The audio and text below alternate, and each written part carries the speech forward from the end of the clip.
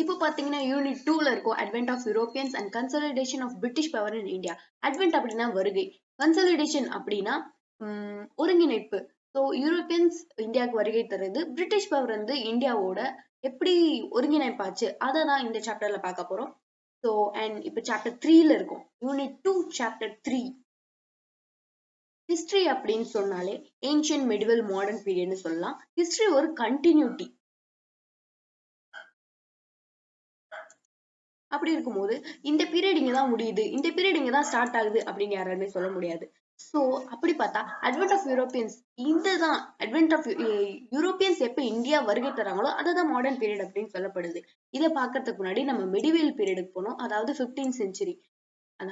இப்போ page number 22ல இருக்கும், brief history of modern India by Spectrum Publications book.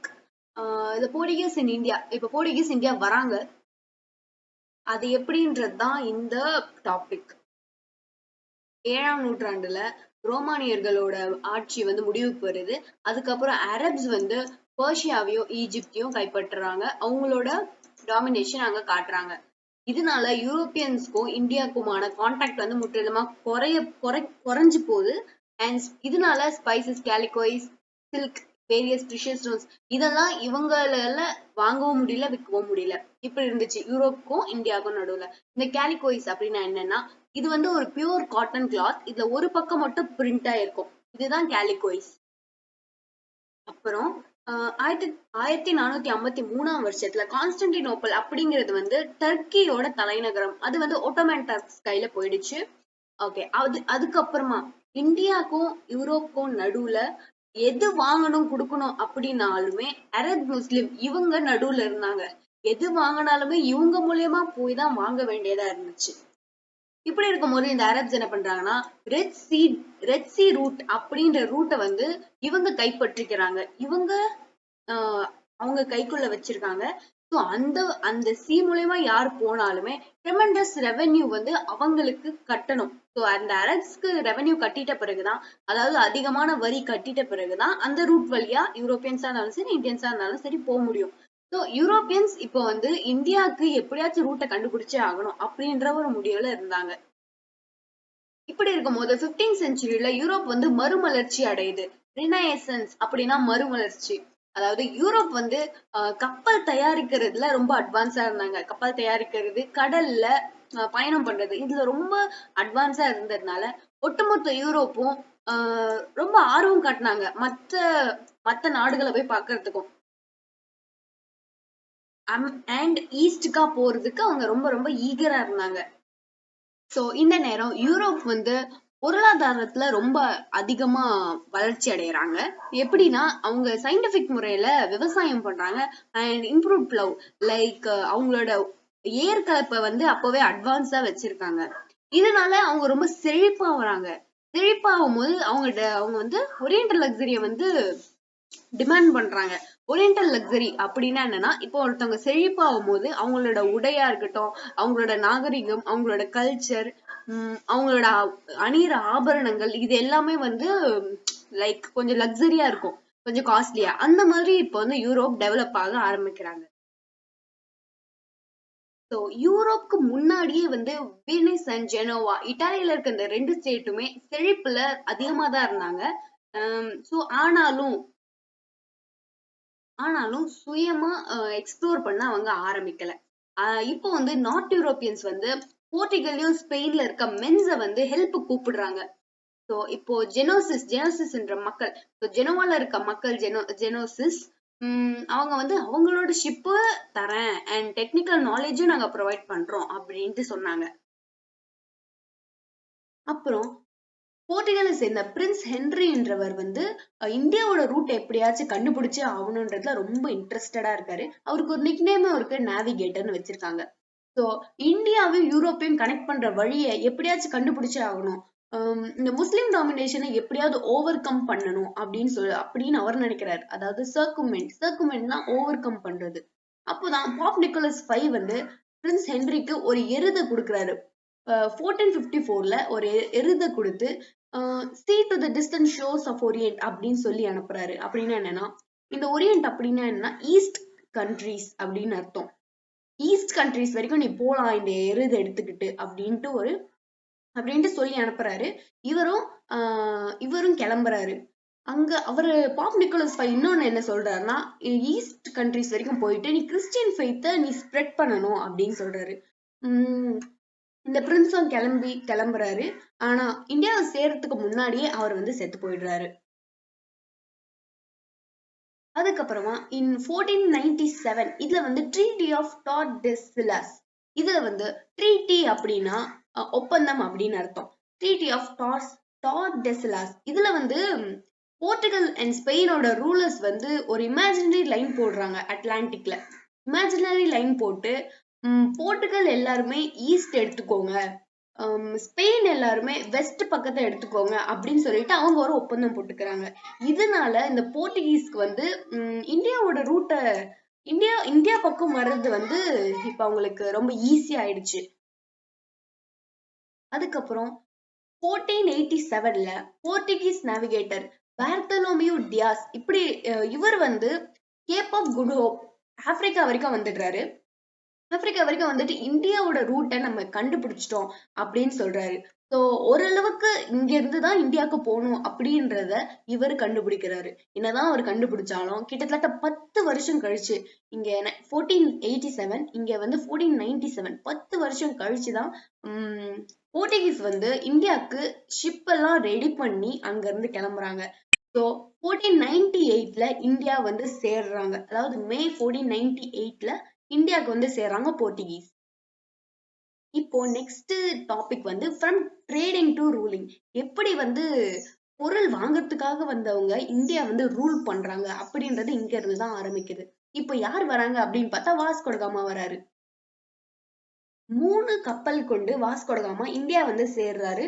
அதோட அந்த கப்பலை யார் ஓட்டிட்டு வந்தது அப்படின்னு பார்த்தா pilot name Abdul Majid, Gujarati pilot. இங்க பைலட்ன்றவங்க வந்து ஏரோப்ளைன் ஓட்டுறது அப்படி கிடையாது. பைலட்டுக்கு இன்னொரு நேம் வந்து செயிலர். இப்போ கேப்டன் நம்ம ஷிப் ஓட்டுறவங்கள சொல்லுவோம், பட் பைலட்ங்கிறது செயிலரை கூட சொல்லலாம். அண்ட் அவங்க வந்து கேலிக்கட்ல வந்து இறங்குறாங்க. கேலிக்கட் அப்படின்றது இந்நேரம் இப்போ என்ன சொல்றோம் அப்படின்னா கோழிக்கோடு அப்படின்னு கேரளால இருக்க கோழிக்கோட சொல்றோம். ஸோ அதுதான் இந்த கேலிக்கட். இவங்க கேலிக்கட்டை வந்து சேரும்போது ஹிந்து ரூலர் ஜாமுரின் என்றவர் அங்க ஆட்சி புரிஞ்சிட்டு இருந்தாரு. அதாவது சமுத்திரி என்றவர் அங்க கேரளாவை ஆட்சி புரிஞ்சிட்டு இருந்தாரு. அவருக்கு யூரோப்பியன்ஸ் வர்றதுல எந்த பயமும் கிடையாது. அப்ரிஹென்ஷன்ஸ் அப்படின்னா என்னன்னா பயம். எந்த பயமும் இந்த சமுத்திரின்றவருக்கு எதுவுமே கிடையாது. ஸோ அவரு வந்து இந்த கோழிக்கோடோட பொசிஷன், அவங்களோட செழிப்பே வந்து இந்த ட்ரேடிங் பாயிண்ட் தான் அப்படின்னு அவர் நினைக்கிறாரு. ஸோ என்ட்ரபோர்ட் அப்படின்னா போர்ட் சிட்டி. என்ட்ரபோர்ட்ன்றது போர்ட் சிட்டி, அது ஒரு ட்ரேடிங் பிளேஸ். இதுதான் வந்து அவரு தன் நாட்டோட செழிப்பான இடம் அப்படின்னு ஜாமுரின் நினைக்கிறாரு. பேஜ் நம்பர் 24ல இருக்கும். Brief History of Modern India by Spectrum Publications. And Zamorin வந்து வாஸ்கோ ட காமா ரொம்ப ஃப்ரெண்ட்லியா வரவேற்கிறாரு. இப்ப அங்க இருக்க அரப் ட்ரேடர்ஸ் வந்து மலபார் கோஸ்ட்ன்றது கேரளாவை ஒட்டி இருக்க அந்த கடலோர பகுதி எல்லாமே மலபார் கோஸ்ட்னு சொல்லுவாங்க. அங்க இருக்கிற அரப்ஸ் வந்து இந்த யூரோப்பியன்ஸ் வர்றதுனால கொஞ்சம் பயப்படுறாங்க. என்ன இவங்க வராங்க, இதனால நமக்கு வந்து நஷ்டம் ஆகுமோ அப்படின்ட்டு அவங்க பயப்படுறாங்க. எத்தனையோ நூற்றாண்டுகளா இந்த trading system in Indian ocean, அதாவது இந்தியன் ஓஷன்ல ட்ரேட் பண்ற விதம் வந்து நிறைய பேர் வந்திருக்காங்க. Like Indians, Arabs, Africans, Chinese, Japanese, இவங்க எல்லாருமே வந்து ட்ரேட் பண்ணியிருக்காங்க. ஆனா போர்ச்சுகீஸ் வந்து என்ன நினைக்கிறாங்கன்னா, நம்ம தான் இதுல தலை சிறந்தவங்களா இருக்கணும் அப்படின்ட்டு நினைக்கிறாங்க. நம்மளுக்கு தான் அதிக லாபம் வரணும் அப்படின்னு அவங்க நினைக்கிறாங்க. ஸோ எல்லா காம்படிட்டர்ஸையும் கீழே வீழ்த்திட்டு, எஸ்பெஷலி அரப்ஸ் எல்லாரையும் கீழே வீழ்த்தி தான் அந்த இடத்துல ஒரு டாப்பா இருக்கணும் அப்படின்ட்டு சொல்லிட்டு இப்ப போர்ச்சுகீஸ் நினைக்கிறாங்க. இப்போ வாஸ்கோ ட காமா ஒரு 3 மாசம் வந்து இந்தியால இருந்துட்டு இப்ப திரும்ப போர்ச்சுகலுக்கு போறாரு. போர்ச்சுகலுக்கு போகும்போது அவர் கூட நிறைய ரிச் கார்கோ அப்படின்னா சரக்குன்னு அர்த்தம். அதாவது பல்பொருள் நிறைய எங்க இந்தியன் மார்க்கெட்ல இருந்து போர்ச்சுகலுக்கு கொண்டு போறாரு. அங்க கொண்டு போயிட்டு விற்கும் போது அவரு ரொம்ப ரொம்ப அதிகமான விலைக்கு விக்கிறாரு. அப்படி பார்த்தா இதுவே அவங்க இந்த முஸ்லிம் நடுவுல இருந்து முஸ்லிம் மூலியமா அவங்க வாங்கினாங்க அப்படின்னா அவங்க குடுக்கிற பொருளுக்கு 10 மடங்கு அதிகமான விலையை கொடுத்துதான் பல்பொருள்களை வாங்கிட்டு இருந்தாங்க. இப்போ டைரக்ட் டாக்ஸஸ் யூரோப்புக்கும் இந்தியாவுக்கும் டைரக்ட் டாக்ஸஸ் இருந்துச்சுன்னா நம்ம இவ்வளவு லாபம் எடுக்கலாமா அப்படின்ட்டு வாஸ்கோடகாமா நினைக்கிறாரு. இத அவர் போய் விற்கும் போது இத தெரிஞ்சுக்கிற நிறைய மர்ச்சன்ட்ஸ், அதாவது அங்க வணிகர்கள் இருக்காங்கல்ல, அவங்க தெரிஞ்சுக்கிறாங்க இப்ப டைரக்ட் ஆக்சஸ் இருந்தா இவ்வளவு ப்ராஃபிட் கிடைக்குது, சோ நம்ம டைரக்டா ஆக்சஸ் பண்ணிக்கலாம் அப்படின்ட்டு அவங்க டெம்ப்டட் ஆயிட்டாங்க. லைக் அவங்களும் ஆசைப்படுறாங்க. இப்போ 1500வது வருஷத்துல பெட்ரோ ஆல்வர்ஸ் கேப்ரல் என்றவரு ஸ்பைசஸ்க்காக இந்தியாவுக்கு ட்ரேட் பண்ண வராரு. எங்க வராருன்னா அதே கோழிக்கோட் கேலிக்கட்க்கு வராரு. வந்துட்ட பிறகு அவரு அங்க இருக்க லோக்கல் பீப்புள்ஸ் கூட பேசி அங்க ஒரு ஃபேக்டரி செட் பண்றாரு. ஆனா அவர் அங்க ஃபேக்டரி செட் பண்ணதுக்கு அப்புறம் அவரோட ஃபேக்டரி அட்டாக் பண்ணப்படுது. கேப்ரலோட ஃபேக்டரி அட்டாக் பண்ண பிறகு இதுக்கெல்லாம் காரணம் அந்த அரப்ஸ் அப்படின்னு அவரு நினைச்சு அரப்ஸோட ஷிப்ஸ் எல்லாம் அவர் கைப்பற்றுறாரு. அப்புறம் இந்த சண்டையில நிறைய பேர் இறந்து போறாங்க. கேப்ரல் கேலிக்கட்டையே ஆட்டி வச்சுட்டாரு அப்படின்னு சொல்லலாம். சோ அதுக்கப்புறம் இந்த விஷயங்கள்லாம் நடந்ததுக்கு அப்புறம் கேப்ரல் அங்க இருக்க லோக்கல் பீப்புள்ஸ் கூட நிறைய ஒப்பந்தம் போட்டுக்கிறாரு. ரொம்ப அட்வான்டேஜான ஒப்பந்தம் எல்லாம் போட்டுக்கிறாரு. So local rulers of Cochin and Cannanore, இவங்க இந்த கொச்சின்லயும் கேனூர், இந்த கேனூர்ன்றது இந்த இப்போ கண்ணூர்னு சொல்றாங்க கேரளால. சோ இந்த ரூலர்ஸ் கூட அட்வான்டேஜான ஒப்பந்தம் எல்லாம் போட்டுக்கிறாரு இந்த கேப்ரல். சோ இப்போ வாஸ்கோடகாமா திரும்ப இந்தியா வராரு. இப்போ வாஸ்கோடகாமா திரும்ப இந்தியா வராரு 1501ல. அப்போ ஜாமோரின் கிட்ட அரப்ஸ பத்தி வாஸ்கோடகாமா கொஞ்சம் தப்பா சொல்றாரு. அதாவது வணிக பேராசை பிடிச்சவங்க அவங்க அவங்க கூட எங்களுக்கு கடுமையான விரோதம் இருக்கு அப்படின்லாம் வாஸ்கோடகாமா சொல்லும் போது ஜாமோரின் ஃபுல்லா போர்ச்சுகீஸ் பக்கம் வந்துடுறாரு. சோ இப்படி ஜாமோரின் கிட்ட பேசி வாஸ்கோடகாமா கேனூர்ல ஒரு ஃபேக்டரி செட் பண்றாரு. சோ ஒரு செட் பண்ண உடனே இந்த கேலிக்கட், கேனூர், கொச்சின் இந்த மூணுமே மேஜர் ட்ரேட் சென்டரா ஆயிடுச்சு. சோ அவங்க ஃபேக்டரிய பாதுகாக்கிறதுக்காகவும் அவங்க ட்ரேடிங்க பாதுகாக்கிறதுக்காகவும் சாக்கு போக்கு சொல்லி அவங்களோட சென்டர்ஸ ரொம்ப வலிமைப்படுத்துறாங்க. 45 அப்படின்னா வலிமைப்படுத்துறது, ப்ரீடெக்ஸ் தான் சாக்கு போக்கு சொல்றது. சோ இப்படி சாக்கு போக்கு சொல்லி அவங்களோட சென்டர்ஸ் ரொம்ப வலிமையா ஆக்கிறதுக்கு வாஸ்கோடகாமா பிளான் பண்ணிட்டாரு.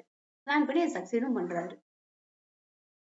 இப்போ பிரான்சிஸ் டி அல்மேடா இவரை பத்தி பார்க்க போறோம். அதாவது 1505வது வருஷத்துல கிங் ஆஃப் போர்ச்சுகலோட ராஜா இந்தியாவில ஒரு கவர்னர் அப்பாயின்மெண்ட் பண்றாரு ஒரு 3 வருஷத்துக்கு. இவருக்கு என்ன வேலை அப்படின்னா மூணு வேலைகள் அவருக்கு இருந்துச்சு. ஒண்ணு இந்தியாவையும் போர்ச்சுகீஸையும் ஒருங்கிணைப்பு பண்ணணும், இதுதான் அவரோட வேலையா இருந்துச்சு. ரெண்டாவது இந்த ஆடன், ஓர்முஸ், மலாக்கா இந்த 3 இடங்களையும் நம்ம கைப்பற்றி முஸ்லிமோட ட்ரேட அழிக்கணும், இது ரெண்டாவதா இருந்துச்சு. மூணாவது அஞ்சடிவா, கொச்சின் அண்ட் கேனூர், இந்த கேனூர் அண்ட் கில்வா இந்த 4 இடங்கள்ல நம்ம கோட்டைகள் கட்டணும், இதுதான் பிரான்சிஸ்கோ டி அல்மேடா இப்படி இவருக்கு கொடுக்கப்பட்ட வேலைகள். இந்த ஏடன் என்றது இந்த காலத்துல இப்ப ஏமன் அப்படின்ற நாடு, இந்த ஆர்முஸ் அப்படின்றது இப்போ ஈரான்னு சொல்லப்படுது.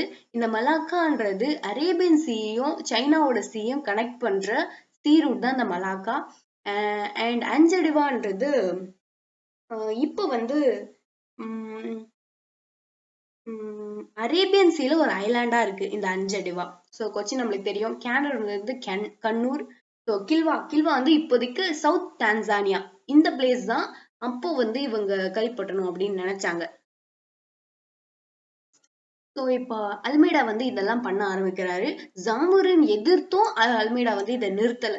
இப்போ ஈஜிப்ட்ல இருந்து மாமெலிக் சுல்தான் அல்மேடாவை பயமுறுத்துறாரு. ஸோ ஏன் ஈஜிப்ட்ல இருந்து வராங்க அப்படின்னா ஈஜிப்ட்ல தான் முஸ்லிம்ஸ் இருக்காங்க. ஸோ இவங்க வந்து இங்க முஸ்லிம் ட்ரேட ரெஸ்ட்ராய் பண்ணணும் அப்படின்னு நினைக்கிறாங்க. அதனால இப்ப ஈஜிப்துக்கும் அல்மெய்டாக்கும் சண்டை வருது. அல்மெய்டாவை என்கரேஜ் பண்றவங்க வந்து இந்த வீன்ஸ் நாட்டவங்க. ஏன்னா அவங்களோட வணிகம் வந்து அவங்களோட ப்ராஃபிட்டான வணிகம் வந்து நின்றுட போகுது அப்படின்னு சொல்லிட்டு அல்மெய்டாவை இவங்க ஊசிப்பேத்தி விடுறாங்க. லைக் அவங்க என்கரேஜ் பண்றாங்கன்னாவே இருக்கட்டும். ஸோ இப்போ ஈஜிப்தியன்ஸ் வந்து அவங்களோட கப்பல் படையெல்லாம் எடுத்துக்கிட்டு ரெட் சி வராங்க போர்ச்சுகீஸை ஸ்டாப் பண்றதுக்கு. ஸோ 1507ல போர்ச்சுகீஸோட கப்பல் படை வந்து டிஃபீட் பண்ணப்படுது, அதாவது தோக்கடிக்கப்படுது. ஸோ அவங்களோட நேவல் பேட்டில் வந்து தோக்கடிக்கப்படுது, போர்ச்சுகீஸ் தோக்கடிக்கப்படுறாங்க. ஸோ இத வந்து 2 நேவிஸ் கம்பைன் பண்ணிருக்காங்க. லைக் இஜிப்தியன்ஸ் அண்ட் குஜராத், இந்த 2 நேவி கம்பைன் பண்ணி அல்மெய்டாவை தோக்கடிக்கிறாங்க. இதுல அல்மெய்டாவோட மகனை இவங்க சாவடிச்சிடுறாங்க. இதனால அல்மெய்டா வந்து பழி வாங்கணும் அப்படின்னு சொல்லிட்டு அடுத்த வருஷம் இந்த ஈஜிப்தியன் குஜராத் இந்த 2 நேவிஸையும் வந்து அவரு தோக்கடிக்கிறாரு. இதுல கடைசியா அவர் என்ன சொல்றாருன்னா ப்ளூ வாட்டர் பாலிசி அப்படின்ட்டு ஒண்ணு சொல்றாரு. போர்ச்சுகீஸ் மட்டும்தான் இந்தியன் ஓஷன்ல மாஸ்டரா இருக்கணும் அப்படின்னு சொல்லிட்டு அல்மெய்டா சொல்றாரு. அல்போன்சோ டி ஆல்புர்கின்றவரு அல்மெய்டாக்கு அடுத்து வந்தவர். இவர் தான் வந்து கம்ப்ளீட் போர்ச்சுகீஸோட பவரை வந்து ஈஸ்ட்ல நிலைநாட்டுறாரு. அல்மெய்டா டெத்துக்கு முன்னாடியே இதை வந்து அவர் பண்றாரு. இவர் வந்து இந்தியன் ஓஷன்ல எந்த பக்கத்துல இருந்து வந்தாலும் இவங்களை தாண்டி தான் போகணும் அப்படின்ற மாதிரி எல்லா என்ட்ரன்ஸஸையும் அமைச்சிருக்காரு. எங்க அமைச்சிருக்காரு அப்படின்னா ஈஸ்ட் ஆப்பிரிக்கா, ஆஃப் ரெட் சீல இருந்து ஆர்முஸ், மலபார், மலாக்கா, இதுல எல்லாத்துலயுமே அல்போன்சோன்றவரு அவங்களோட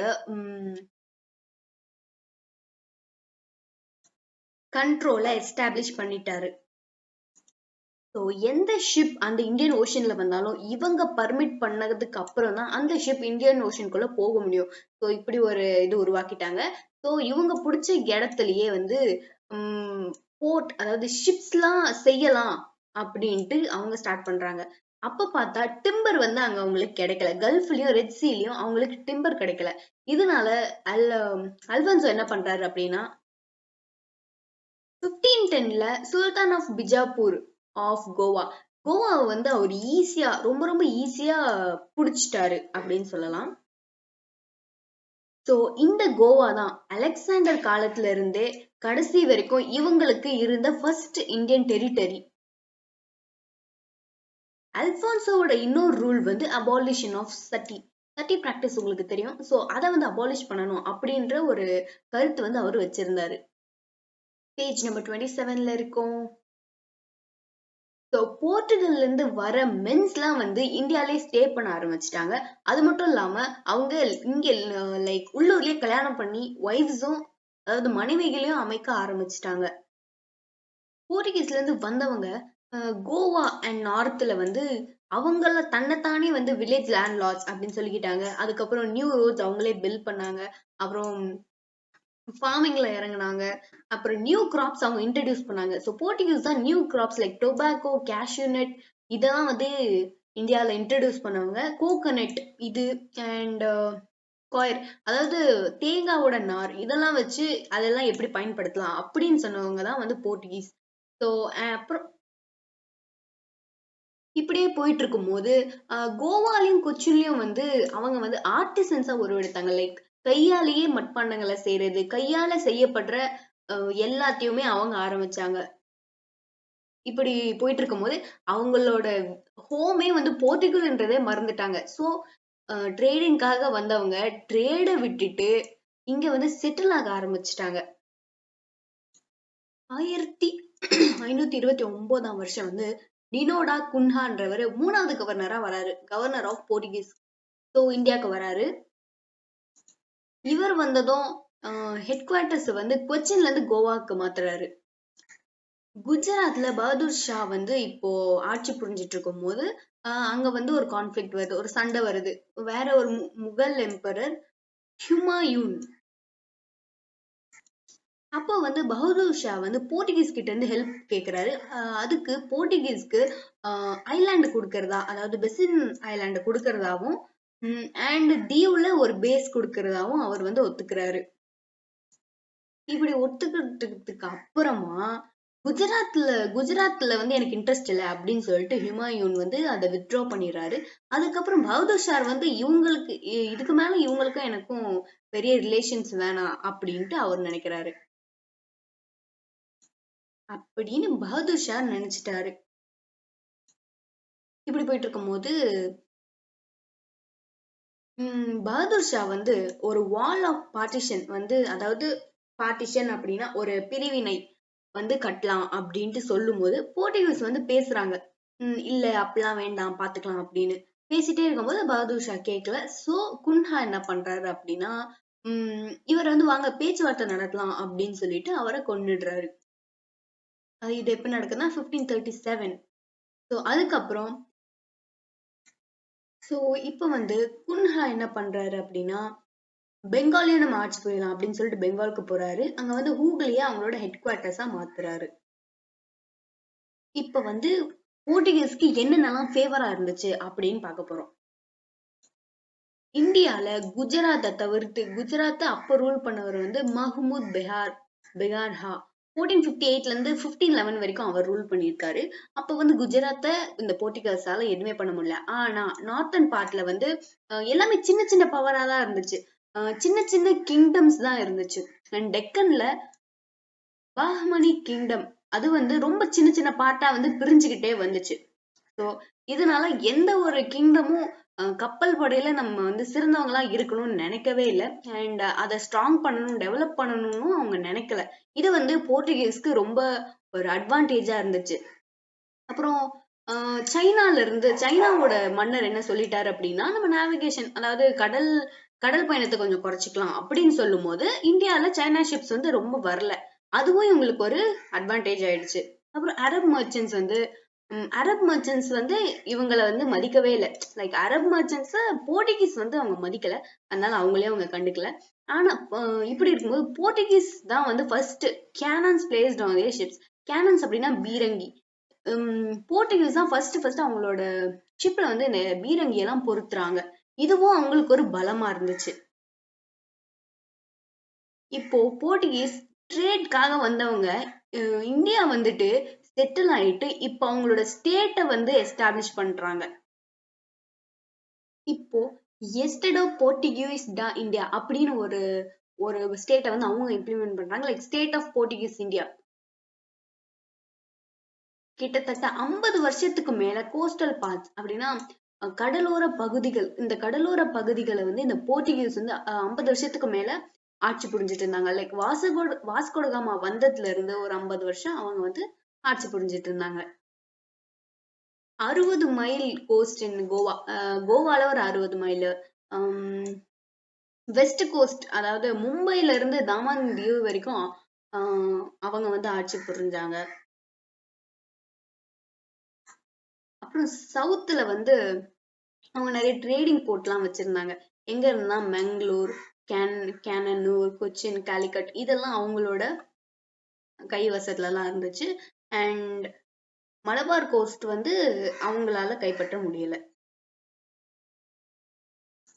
சோ இத்தனை லேண்ட வந்து அவங்க வச்சிருக்கிறதுனால அங்க இருக்க உள்ளூர் வாசிகளை வந்து அவங்களால ரூல் பண்ண முடிஞ்சது.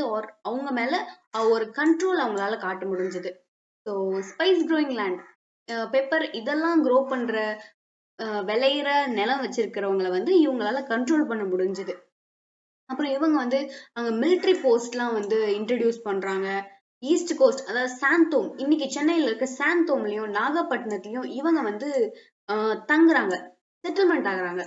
சாந்தோம் இன் சென்னை, நாகப்பட்டினம் இன் ஆந்திரா. 16th செஞ்சுரி முடிவுல இவங்க வந்து ஒரு வெல்தியா இங்க வந்து செட்டில் ஆயிடுறாங்க இந்தியால. அண்ட் ஹூக்ளி, அது வெஸ்ட் பெங்கால்ல ஹூக்ளியும் அவங்க வந்து கைப்பற்றிட்டாங்க. அங்கேயும் வந்து அவங்க வளர்ந்துட்டே இருக்காங்க. இதுக்கப்புறம் என்வாய்ஸ் அப்படின்னா தூதர்கள், அண்ட் அம்பாசிடர்ஸ் அப்படின்னா ராஜ தூதர்கள், ஒரு அரசு தூதர்கள். இவங்கெல்லாம் வந்து கோவாக்கும் அதர் பார்ட் ஆஃப் வேற கிங்டமுக்கும் வந்து அனுப்பப்பட்டாங்க. நிறைய ஒப்பந்தங்கள் போடப்பட்டது கோவாக்கும் அண்ட் இந்த சவுத் சைட்ல. 1570ல இந்த சவுத் சைட்ல நிறைய ஒப்பந்தங்கள் போடப்பட்டது. அது வந்து அதை வந்து எப்ப ரினியூ பண்ணுவாங்க அப்படின்னா, அந்த ராஜா எந்த நாள் வரைக்கும் அங்க ஆட்சி புரியுறாரோ அதுக்கப்புறம் யார் வர்றாங்களோ அப்பதான் அதை ரினியூ பண்ணுவாங்க. அது மட்டும் இல்லாம போர்ச்சுகீஸ் வந்து எந்த போர் வந்தாலுமே இவங்க வந்து ஹெல்ப் பண்றாங்க. லைக் விஜயநகர எம்பையர் அவங்களுக்கு ஹெல்ப் பண்றாங்க, டெக்கன் சுல்தான்ஸ் இவங்களுக்கும் ஹெல்ப் பண்ணியிருக்காங்க. இல்லைன்னா முகல்ஸ்க்கும் டெக்கன்ஸ்க்கும் வந்து போர் வந்த போது அவங்களுக்கு ஹெல்ப் பண்றாங்க. இல்லைன்னா முகல் அண்ட் மராத்தாஸ் இவங்களுக்குள்ள போர் வரும்போது அவங்களுக்கு ஹெல்ப் பண்ணுவாங்க. ஸோ போர்ச்சுகீஸ் இந்த மாதிரி அவங்களோட படைகள் அனுப்பி இந்த மாதிரி ஹெல்ப்பும் பண்ணிட்டு இருந்தாங்க. என்னதான் போர்ச்சுகீஸ் வந்து ஃபர்ஸ்ட் இந்தியாவுக்கு வந்திருந்தாலும் கடைசியா இந்த லேண்டை விட்டு போனதும் அவங்கதான். ஸோ வந்து 1961ல கவர்மெண்ட் ஆஃப் இந்தியா வந்து அவங்க கிட்ட இருந்து கோவா, தமான் அண்ட் தியூ வந்து கைப்பற்றிட்டாங்க. போர்ச்சுகீஸ் அட்மினிஸ்ட்ரேஷன் இன் இந்தியா, அது எப்படி போர்ச்சுகலோட ராஜா வந்து அங்க இருக்காரு, இங்க வந்து இதெல்லாம் நடக்குது அப்படின்னு பாக்குறதுதான் இது. லைக் ராஜா வந்து அங்க இருப்பாரு, அவரு என்ன சொன்னாலும் இங்க ஒருத்தர் வந்து அதை வந்து ரெப்ரசென்ட் பண்ணல, அவர் தான் இங்க வைஸ்ராய்னு சொல்றாங்க. அண்ட் வெண்டாடா பசெண்டா இவங்க யாரு அப்படின்னா, இவங்க எல்லாம் வந்து இந்த வரி கலெக்ட் பண்ணுவாங்க. அப்புறம் கார்கோஸ் எல்லாம் அதாவது சரக்கு எல்லாம் வந்தா ஏத்துறதும் இருக்கிறதும், இம்போர்ட் அண்ட் எக்ஸ்போர்ட் வந்து இவங்க பண்ணுவாங்க. அப்புறம் அவங்களோட கப்பலை வந்து அனுப்புறது, கப்பலை வந்து கூப்பிடுறது, இது எல்லாமே வந்து இந்த வெண்டாடா ஃபசெண்டா இவங்க வந்து அதை பண்ணிட்டு இருந்தாங்க. அதுக்கப்புறம் ஆப்பிரிக்கா டு சைனால இருக்க எல்லா கோட்டைகளுமே இந்த கேப்டன்ஸோட கண்ட்ரோல்ல தான் இருந்துச்சு. ஸோ யாரு ஸோ இவங்களோட பவர்லாம் வந்து ரொம்ப கடுமையான கம்யூனிகேஷனுக்கு அப்புறம் தான் வந்து இன்க்ரீஸ் ஆச்சு. இப்போ வந்து ரிலீஜியஸ் பாலிசி ஆஃப் போர்ச்சுகீஸ் மதம் சான்று அவங்க என்ன வந்து பாலிசி எல்லாம் வச்சிருந்தாங்க அப்படின்றது தான் இதுல வந்து நம்ம பார்க்க போறோம். நார்த் ஆப்பிரிக்கால இருக்க மூர்ஸ் அப்படின்ற மதத்தையும் சரி, அரப்ஸையும் சரி இந்த போர்ச்சுகீஸ்க்கு பிடிக்கவே பிடிக்காது. இருந்தாலும் போர்ச்சுகீஸ் அங்க இருந்து இந்தியா வரும்போது கிறிஸ்டியானிட்டியை எப்படியாவது இங்க ஸ்ப்ரெட் பண்ணணும் அப்படின்ற வைராக்கியத்தோட தான் வந்து இந்தியா வந்தாங்க. ஆனா அவங்க வந்து முஸ்லிம்ஸ் வந்து துன்புறுத்தணும் அப்படின்னு நினைச்சாங்க. ஆனா ஹிந்துஸ் அவங்க எதுவுமே பண்ணல. ஆனா கொஞ்ச நாள் கழிச்சு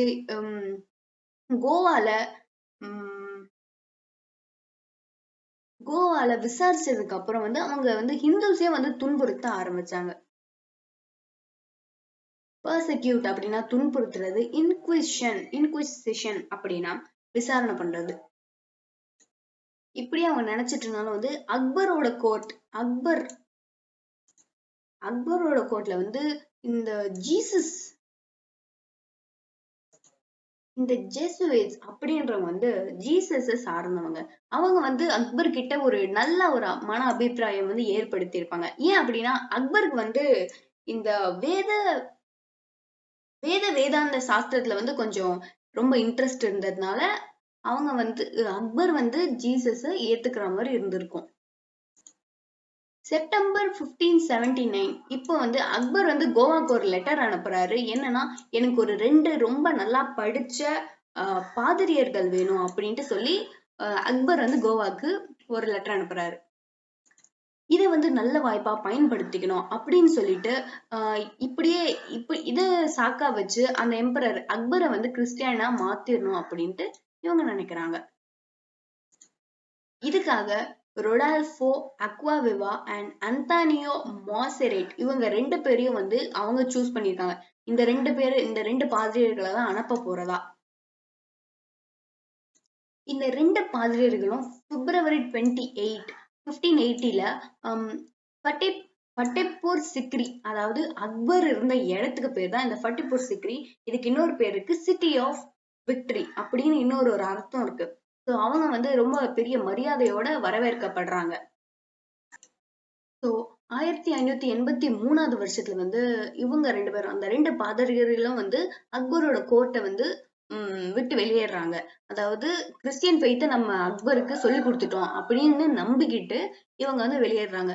ரெண்டாவது வாட்டி அக்பர் வந்து கூப்பிடுறாரு, இன்னும் 2 பாதிரிகள் வேணும் அப்படின்னு. 1590ல அதை கூப்பிடுறாரு. அவங்க 2 பேரும் 1592ல வந்து அந்த கோர்ட்டை விட்டு போறாங்க. ஸோ இப்போ மூணாவது வாட்டியும் அக்பர் கூப்பிடும் போது ஸோ இது எப்ப நடக்குதுன்னா 1595ல கூப்பிடுறாரு. எங்கன்னா லாகூர். ஏன்னா அவங்களோட கோட்டையை வந்து இங்க மாத்திருப்பாங்க. இங்க வர 2 பேர் வந்து ஜெரமி ஜாவியர் அண்ட் எமானுவல் பின்ஹேரியோ. இவங்க 2 பேர் தான் இந்த வாட்டி இந்த 3rd மிஷனுக்காக வராங்க. ஸோ இவங்க 2 பேர் கொடுக்குற இன்ஃபர்மேஷன் தான் அக்பரை பத்தி நிறைய, அக்பரோட ஆட்சியை பத்தி நிறைய சொல்லப்பட்டதா இருக்கும். அக்பரை பத்தின நிறைய இன்ஃபர்மேஷன்ஸ் வந்து இவங்க 2 பேரும் சொன்னதா இருக்கும். பிரின்ஸ் சலீம் வந்து ஜஹாங்கீர் என்ற பேர்ல சிம்மாசனம் ஏறுறாரு அக்பருக்கு அப்புறம். ஸோ இப்போ வந்து அவர் இந்த ஜெசிட் ஃபாதர்ஸ் இந்த ஜாவியரையும் எமானுவலையும் மாத்துறாரு. அவருக்கு ஃபேவரா லைக் 1606ல அவருக்கு ஃபேவரா இவங்களை வந்து வைக்கிறாரு. அவருக்கு என்ன வேணுமோ அதெல்லாம் இவர் பண்ணிக்கிறாரு. ஸோ எலிகென்டா ஸ்பேஷியஸ் சர்ச் வந்து அவர் லாகூர்ல ஒரு இன்ட்ரடியூஸ் பண்றாரு. அங்க வந்து ஒரு காலேஜ் மாதிரியும் அவங்க கட்டுறாங்க. இந்த பாதிரியர்கள்லாம் தங்குறதுக்கான இடமா அதை பார்த்தாங்க. 1608ல வந்து 20 பேப்டிசம்ஸ் அப்படின்னா வந்து பேரீட்டு விழா வந்து நடத்துறாங்க. ஆக்ரால நடத்தும் போது பிரிஸ்ட் வந்து இந்த பாதிரியர்கள்லாம் வந்து ரொம்ப பப்ளிக்கா ரொம்ப ஃப்ரீயா ஆக்ட் பண்றாங்க. அவங்க போர்ச்சுகல் நாட்டுல எப்படி ஃப்ரீயா அவங்களோட வியூஸ சொல்லலாமோ அந்த அளவுக்கு இந்தியாலயும் அவங்க வந்து அவங்களோட பவரை காட்டுறாங்க. இப்ப என்ன நினைக்கிறாங்கன்னா இந்த ஜெஸ்யூட் பிரிஸ்ட் இவங்க வந்து ஓகே நம்ம வந்து ஜஹாங்கீர் கிட்ட கிறிஸ்டியன் ஃபெய்த்தை வந்து ஸ்ப்ரெட் பண்ணிட்டோம் அப்படின்ட்டு அவங்க வந்து நம்பிடுறாங்க. ஆனா அது உண்மை கிடையாது. லைக் ஜஹாங்கீர் அப்படிலாம் மாறல. ஆனா இப்படி வந்து நம்ம இவ்வளவு பண்ணிருக்குமே, இவங்க மாறி இருக்க மாட்டாங்களா? மாறி இருப்பாங்க கண்டிப்பா அப்படின்னு சொல்லிட்டு இவங்க நம்பிட்டு அங்க இருந்து கிளம்புறாங்க. இப்படி இருக்கும்போது போர்ச்சுகீஸ் வைஸ்ராய்ஸ் வந்து கொஞ்சம் அரகண்டா நடந்திருப்பாங்க. கொஞ்சம் கோவமா அந்த மாதிரிலாம் நடந்திருந்ததுனால இந்த முகல் எம்பரர் கிட்ட அவங்களோட ரிலேஷன்ஷிப்ல ஒரு பிளவு ஏற்படுது. இப்போ போர்ச்சுகீஸ் லோஸ் ஃபேவர் தி முகல்ஸ் அங்க இருக்கும். ஸோ இப்போ வந்து in 1608ல வந்து கேப்டன் வில்லியம் ஹாக்கிங்ஸ் அவரோட ஷிப்போட பேர் ஹெக்டர் சூரத்க்கு வர்றாரு. சூரத் எங்க இருக்கு அப்படின்னா குஜராத்ல இருக்கு.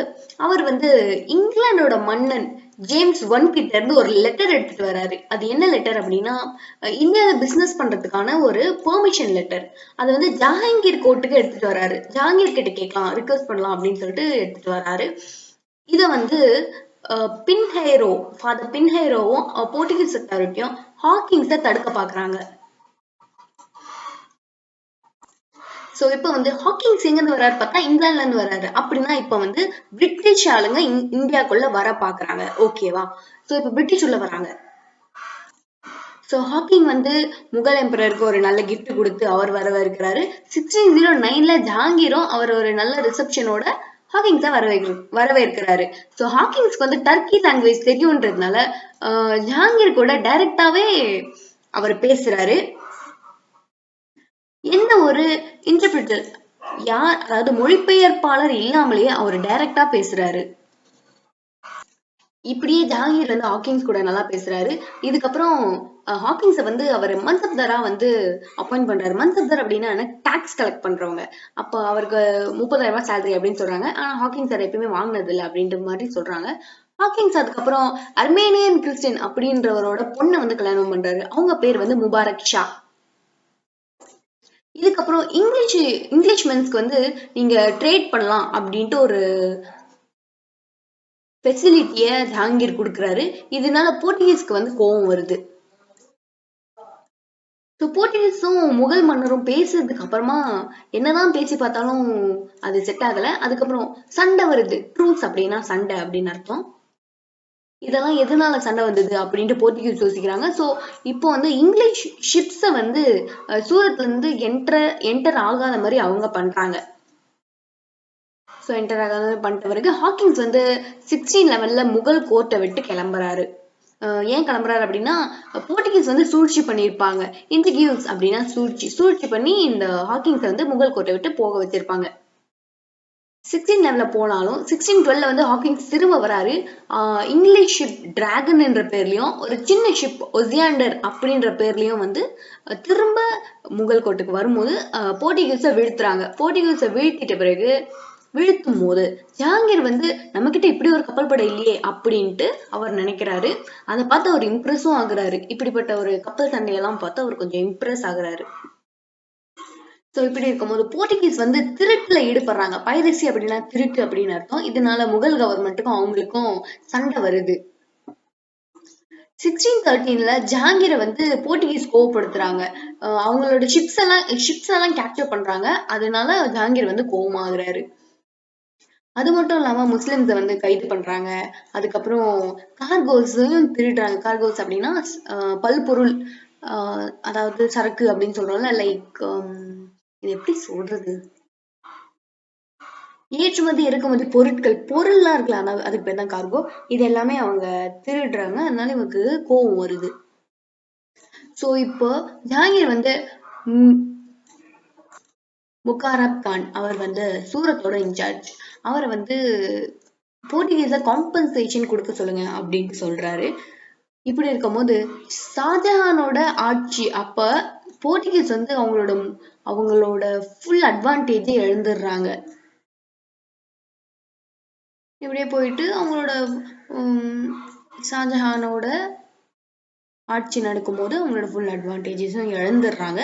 இதனால அவங்க கிறிஸ்டியனிட்டியா மாத்த முடியும் அப்படின்னு நினைச்சதையும் அவங்களால பண்ண முடியாம போகுது. இப்போ கேப்சர் ஆஃப் ஹூக்ளி. ஹூக்ளின்றது எங்க இருக்கு அப்படின்னா வெஸ்ட் பெங்கால்ல இருக்கு. போர்ச்சுகீஸ் எப்படி ஹூக்ளிக்கு போனாங்க அப்படின்றத பார்க்கலாம். சோ இம்பீரியல் ஃபார்மன் ஒரு பேரரசுக்குரிய ஒரு ஒப்பந்தம் 1579 போட்டிருப்பாங்க. இதனால போர்ச்சுகீஸ் வந்து சரகான் அப்படின்ற இடத்துக்கு போயிருப்பாங்க. பெங்கால்ல இருக்க சரகான் அப்படின்ற இடம். சோ அங்க அவங்க போயிட்டு பெரிய பெரிய பில்டிங்ஸ் எல்லாம் அவங்களே கட்டியிருப்பாங்க. இதனால சோ நம்ம நியூ போர்ட்டா சாட்டகான்ல இருந்து ஹூக்ளிக்கு போலாம் அப்படின்னு சொல்லிட்டு போர்ச்சுகீஸ் ஹூக்ளிக்கு போயிருப்பாங்க. அங்க வந்து இவங்க உப்பு தயாரிக்கிறதுல சிறந்தவங்களா இருந்திருப்பாங்க.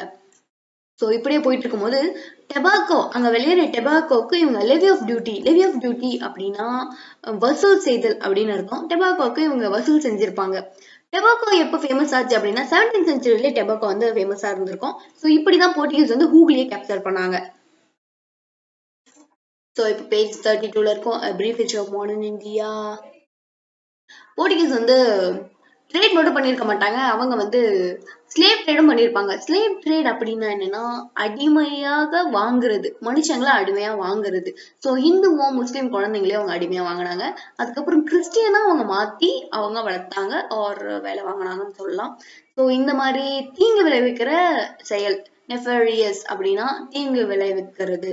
ஓகே, சோ 2 அடிமை பெண்களை மும்தாஸ் மஹால்ல இருந்து இவங்க எடுத்திருப்பாங்க. சோ இதனால முகலுக்கு வந்து கோவம் வருது. சோ ஹூக்ளியை முற்றுகையிடுங்க. சேஜ் அப்படின்னா முற்றுகைன்னு அர்த்தம். சோ முற்றுகையிடுங்க. ஜூன் 24, 1632 முகல் வந்து போர்ச்சுகீஸ முற்றுகையிடுறாரு. ஹூக்ளிக்கு போயிட்டு அங்க முற்றுகையிடுறாரு. ஷாஜஹான் வந்து பெங்காலோட கவர்னர் குவாசம் கான் கிட்ட சோ போர்ச்சுகீஸ்க்கு அகைன்ஸ்ட் ஆக்ஷன் எடுங்க அப்படின்னு சொல்றாரு. சோ ஹூக்ளியில போய் அவங்க முற்றுகையிடுறாங்க. இப்போ போர்ச்சுகீஸ் அங்க இருந்து கிளம்புறாங்க. ஸோ முகலுக்கு வந்து ஒரு 1000 மென்கள் வந்து லாஸ் ஆகுறாங்க. இருந்தாலும் போர்ச்சுகீஸ் கிட்ட இருந்து ஒரு 400 கைதிகளை அவங்க கைப்பற்றுறாங்க. அவங்களை ஆக்ரா கூட்டு போயிட்டு அவங்களுக்கு 2 ஆப்ஷன் தராங்க. ஒண்ணு முஸ்லீமா கன்வெர்ட் ஆகுங்க, இல்லைன்னா கடைசி வரை அடிமையாவே இருங்க அப்படின்னு சொல்றாங்க. ஸோ இதுக்கப்புறம் கிறிஸ்டியன்ஸ் அங்க கொஞ்சம் துன்புறுத்துறதும் நடந்துச்சு.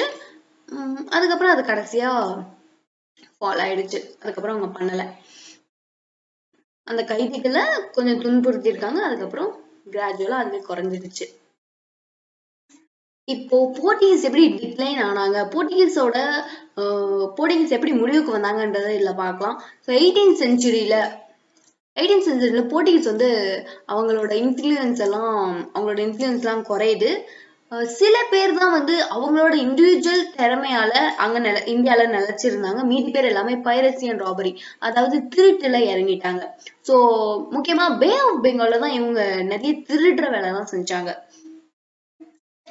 சோ என்ன முக்கியமான காரணம் போர்ச்சுகீஸோட டிக்ளைனுக்கு அப்படின்னா வந்து ஈஜிப்ட்லயும் பெர்ஷியாலயும் அண்ட் நார்த் இந்தியால ரொம்ப பவர்ஃபுல்லான டைனாஸ்டிஸ் எல்லாம் வர ஆரம்பிச்சிட்டாங்க.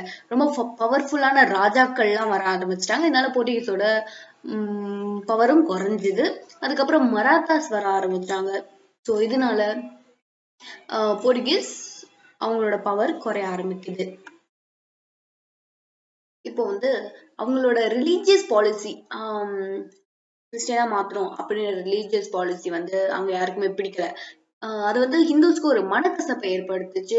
அதுக்கப்புறம் ஆண்டகோனிசம் அப்படின்னா விரோதம் அப்படின்னு அர்த்தம். முஸ்லிம்க்கும் அவங்களுக்கும் விரோதம் இருந்துச்சு. ஸோ இப்படி போயிட்டு இருக்கும்போது போர்ச்சுகீஸ் வந்து லைக் அவங்களோட டிஸ்ஆனஸ்ட் பிராக்டிஸ் யாருக்குமே பிடிக்கல. அது வந்து மத்தவங்களுக்கு கோவத்தை தூண்டுச்சு. எவோக்டு அப்படின்னா தூண்டப்பட்டது அப்படின்னு அர்த்தம்.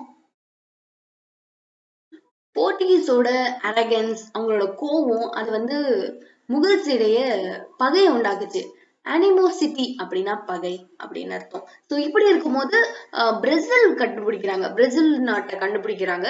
ஸோ அங்க போயிட்டு சிட்டி கொலனைசிங் ஆக்டிவிட்டிஸ் எல்லாம் ஸ்டார்ட் பண்ணலாம் அப்படின்ட்டு போர்ச்சுகல் வந்து வெஸ்ட் பக்கம் கிளம்புறாங்க. முதல்ல போர்ச்சுகீஸ் வந்து ஈஸ்ட் பக்கம் வர்றதுனாலதான் இந்த ட்ரேடு வந்தது போனது எல்லாமே நடந்துச்சு. ஸோ இப்ப ஈஸ்டை விட்டுட்டு இப்ப அவங்க வெஸ்ட் பக்கம் போலாம் அப்படின்னு சொல்லிட்டு பிரேசிலுக்கு கிளம்புறாங்க. ஸோ இதெல்லாம் போர்ச்சுகீஸ் எப்படி இந்தியால இருந்து டிக்ளைன் ஆனாங்க அப்படின்றதுக்கான கதைகள்.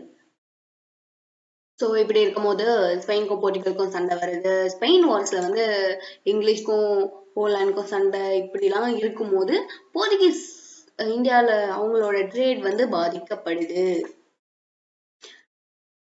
ஸோ போர்ச்சுகீஸ் ஃபர்ஸ்ட் இங்க வந்ததுக்கான காரணம் வந்து அவங்க வந்து சீ ரூட்டை கண்டுபிடிச்சிட்டாங்க. எவ்வளவு நாளுக்கு தான் அது ஒரு சீக்ரெட்டாவே வச்சிருப்பாங்க. ஸோ டச்சும் இங்கிலீஷும் ஓஷன் நேவிகேஷனை கத்துக்கிறாங்க, அதோட ஸ்கில்ஸும் அவங்க கத்துக்கிறாங்க. ஸோ கடல் பயணத்தை டச்சும் இங்கிலீஷும் கத்துக்கிட்ட பிறகு அவங்க ஓஷன் நேவிகேஷன் பண்ண ஆரம்பிச்சிட்டாங்க. ஸோ இப்போ யூரோப்ல இருந்து வேற நிறைய கம்யூனிட்டிஸ் எல்லாம் இந்தியாவுக்கு வருது. இதனால ஒரு ஃபியர்ஸ் ரிவால்ரி அப்படின்னா கடுமையான போட்டி வந்து இங்க நிலவப்படுது. ஸோ போர்ச்சுகீஸை விட வலிமையான காம்படிட்டர்ஸ் எல்லாம் வர்றதுனால போர்ச்சுகீஸ் வந்து அவங்களால ஸ்ட்ரகிள் பண்ண முடியாம கிவ் அவே பண்றாங்க. ஸோ இப்ப டச் அண்ட் இங்கிலீஷ் வந்து அவங்க கிட்ட போர்ச்சுகீஸை விட கிரேட்டர் ரிசோர்சஸ் எல்லாம் இருக்கு. ஸோ இதனால போர்ச்சுகீஸோட தடையெல்லாம் தாண்டி ஒண்ணா அவங்க வர ஆரம்பிச்சிட்டாங்க. ஸோ பேஜ் 34ல இருக்கும். ஸோ இப்படி போர்ச்சுகீஸ் வந்து அதுக்கப்புறம் கோவாவை வந்து மராத்தாஸ் கைப்பற்றுறாங்க. 1683ல மராத்தாஸ் கோவாக்கு வராங்க. ஸோ இப்படி போர்ச்சுகீஸ் வந்து டிக்ளைன் ஆகுறாங்க. அததான் இங்க ஃபுல்லா நம்ம பார்த்திருக்கோம். ஸோ இப்போ போர்ச்சுகீஸ் கிட்ட குறிப்பிடத்தக்க என்ன விஷயங்கள் இருந்துச்சு? என்னதான் அவங்க ட்ரேடிங்காக வந்திருந்தாலும் அவங்க கிட்ட இருந்து நம்ம நிறைய கத்துக்க வேண்டியதும் இருந்துச்சு. அவங்க இந்தியாவில புதுசா நிறைய இன்ட்ரடியூஸும் பண்ணியிருந்தாங்க. அதெல்லாம் என்ன அப்படின்றதுதான் சிக்னிபிகன்ஸ் ஆஃப் போர்ச்சுகீஸ் இதுல நம்ம பார்க்க போறோம். என்னதான் போர்ச்சுகீஸ் வந்து இந்தியா வந்ததுதான் யூரோப்பியனரா அப்படின்னு சொல்லப்பட்டாலும் ஒரு கப்பல் துறையில தலை சிறந்தா இருக்கிறது, அதாவது ஒரு நேவல் பவர் அப்படின்றத அவங்கதான் இன்ட்ரடியூஸ் பண்றாங்க. என்னதான் சோழ மன்னர்கள் கிட்டயும் கப்பல் படை இருந்தாலுமே ஒரு ஃபாரின் பவர் வெளிநாட்டுல இருந்து வந்து அதுவும் கடல் வழியா வந்து இங்க ட்ரேட் பண்ணது, அவங்களோட பவரை காட்டினது அப்படின்னு பார்த்தா போர்ச்சுகீஸ் அவங்கதான். அவங்களோட கப்பல்ல வந்து கேனன் அப்படின்னா பீரங்கி, அதுவும் அவங்கதான் ஃபர்ஸ்ட் இன்ட்ரடியூஸ் பண்றாங்க. அவங்கதான் அவங்களோட கப்பல்ல பீரங்கி எல்லாம் வச்சிருந்தாங்க. ஸோ போர்ச்சுகீஸ் வந்து அவங்கதான் தலை சிறந்தவங்களா இருக்கணும் ட்ரேட்ல அப்படின்னு நினைச்சாங்க. அதுக்கப்புறம் அவங்களோட ரூல்ஸை தவிர்த்து நான் யாரோட ரூல்ஸையும் ஃபாலோ பண்ண மாட்டேன் அப்படின்னு சொன்னாங்க போர்ச்சுகீஸ். அபேட் அப்படின்னா ஃபாலோ பண்றது ஆர் பின்பற்று, யாரோடதையும் நான் வந்து ஃபாலோ பண்ண மாட்டேன். அப்புறம் அவங்க வந்து இந்த இந்தியன் ஓஷியன் ட்ரேடிங் சிஸ்டம்ல ட்ரேடிங் சிஸ்டமை கைப்பற்றணும் அப்படின்ட்டு அவங்க நினைச்சாங்க. அண்ட் மலபார் கோஸ்ட்ல 16th செஞ்சுரியில அவங்க அந்த மிலிட்டரி இன்னோவேஷனை காட்டியிருப்பாங்க. அதாவது உடல் கவசம், ஆர்மர் அப்படின்னா கவசம் அப்படின்னு பொருள். அதுக்கப்புறம் மேட்ச்லாக்மேன், நிறைய மிலிட்ரி அப்படின்னா சண்டை போடுறதுக்கு தேவையான மக்கள் இருக்கணும், அதாவது மென்ஸ் இருக்கணும்ல அவங்க. அப்புறம் கன், துப்பாக்கியே இவங்க வந்து கொண்டு வந்திருப்பாங்க. சோ முகலும் வந்து இந்த துப்பாக்கியெல்லாம் யூஸ் பண்றது, இந்த பீரங்கி எல்லாம் யூஸ் பண்றது இவங்க கிட்ட இருந்து கத்துக்கிட்டு இருக்கலாம் அப்படின்றதா சொல்றாங்க. சோ இந்த சிப்பாய் கூட்டம் முகல் முகல் மத்தியில எம்பையர் ஆஃப் இந்தியால எப்படி வந்து இன்ட்ரடியூஸ் ஆகுது அப்படின்னா, ஸோ இப்ப சண்டை போடணும் அப்படின்னா அதுக்கு ஆட்கள் தேவை. அதை வந்து போர்ச்சுகீஸ் தான் ஸ்டார்ட் பண்றாங்க. ஸோ இப்போ ஸ்பானிஷ், டச் 1630 இவங்கெல்லாம் இந்த மாதிரி குரூப்பா வந்து சண்டை போடுறாங்க அப்படின்னும் போது இது வந்து ஒரு இதுக்காகவே ரெக்ரூட் பண்ணலாமே, ஒரு சிப்பாய் கூட்டத்தை இதுக்காகவே நம்ம வைக்கலாமே, ஆரம்பிக்கலாமே அப்படின்னு சொல்லிட்டு தான் ஆர்மிஸ்லாம் ஆரம்பிக்கிறாங்க. ஸோ இந்த இது வந்து ஒரு மெயினான ஒரு விஷயமா இருக்கு. இந்த மராத்தா 6 கிட்ட வந்து இது ஒரு மெயினான விஷயம். எல்லாரும் இதை கத்துக்கணும், எல்லாரும் வந்து சண்டை போடணும் அப்படின்னா முன் வரணும் அப்படின்னு சொல்லிட்டு சிப்பாய் கூட்டங்களை ஆரம்பிக்கிறாங்க. அது மட்டும் இல்லாம போர்ச்சுகீஸ் வந்து கப்பல் உருவாக்குறதுல மாஸ்டர்ஸா இருக்காங்க. ஸோ மல்டி டெக்கர் ஷிப்ஸ், அதாவது கப்பல்ல நிறைய ஃப்ளோர்ஸ் வச்சு கட்டுறதெல்லாம் இவங்க இன்ட்ரடியூஸ் பண்றாங்க, ஸ்டார்ட் பண்றாங்க. ரொம்ப ஹெவியா கன்ஸ்ட்ரக்ட் பண்ண ஆரம்பிக்கிறாங்க. அதனால ஹெவியா ஆர்மமெண்ட் அப்படின்னா ஆயுதங்கள், நிறைய ஆயுதங்கள் எல்லாம் கொண்டு போற அளவுக்கு கப்பலை வந்து ரொம்ப ஸ்ட்ராங்கா கட்டுறாங்க இந்த போர்ச்சுகீஸ். இப்போ ஒரு நார்மல் கப்பல் அப்படின்னா மான்சூனுக்கு முன்னாடியே போயாகணும். ஏன்னா காத்தடிக்கும், அதனால புயல் ஏற்படலாம், இந்த மாதிரிலாம் இருக்கும். ஸோ ஒரு நார்மல் கப்பல்னா மான்சூனுக்கு முன்னாடியே அவங்க பயணத்தை முடிக்கணுன்றது அவங்களோட கணக்கா இருக்கும். ஆனா இந்த ஹெவியர் ஷிப்லாம் கன்ஸ்ட்ரக்ட் பண்ணா நம்ம எப்ப வேணா போகலாம் அப்படின்ற ஒரு நோக்கத்துல அவங்க பண்ணாங்க. இந்த அட்லாண்டிக் எல்லாம் போகும்போது இப்ப நிறைய காத்தடிச்சா கண்டிப்பா நம்மளால அங்க சர்வே பண்ண முடியாது நார்மல் போட்ல. ஸோ இதுக்காகவே நல்ல போட்ஸ் எல்லாம் அவங்க தயாரிக்க ஆரம்பிச்சாங்க. இந்த ப்ரோ அண்ட் ஸ்டர்ன் அப்படின்னா என்னன்னா, ப்ரோ அப்படின்னா கப்பலோட முன்புறம் ஒரு மாதிரி அழகா கட்டியிருப்பாங்க, வி ஷேப்ல இருக்கும்ல, அதுக்கு பேர் தான் ப்ரோ. ஸோ அந்த மாதிரி கட்டப்படுறதுலாம் இந்த போர்ச்சுகீஸ் கிட்ட நோட்வர்தியான மெத்தட்ஸா இருந்துச்சு. ஸோ பேஜ் 35ல இருக்கும். இந்தியன் பில்டர்ஸ் வந்து அவங்களோட முறையில அந்த கப்பல் தயாரிக்கிற ஸ்கில்ஸை வந்து அடாப்ட் பண்ணிக்கிட்டாங்க. போர்ச்சுகீஸ் கிட்ட நிறைய ஸ்கில்ஸ் இருந்துச்சு. அதாவது ராயல் ஆசர்னல்ஸ் அப்படின்னா என்னன்னா ஆயுதங்கள், நல்ல ராயலான ஆயுதங்களை தயாரிச்சாங்க. டாக்யார்ட்ஸ் அப்படின்னா கப்பல் துறை, கப்பலை நிறுத்துறதுக்கு ஒரு இடம் வேணும்ல, அந்த இடத்துக்கு பேர் தான் டாக்யார்ட்ஸ்ன்னு சொல்லுவாங்க. கப்பல் நிறுத்துறதுக்கு மட்டும் இல்ல, வேற எதை பார்க் பண்ணணும் அப்படின்னாலும் அதை டாக்யார்ட்ஸ் அப்படின்னு சொல்லலாம். அதெல்லாம் நல்லா மெயின்டைன் பண்ணாங்க. அதுக்கப்புறம் உங்களோட மேப்பிங் சிஸ்டம் வந்து ரொம்ப ரொம்ப நல்லா இருந்துச்சு. இப்போ நம்ம போனோம் அப்படின்னா கூகுள் மேப் யூஸ் பண்ணுவோம், அவங்க அந்த காலத்துல எந்த மேப் யூஸ் பண்ணியிருப்பாங்க.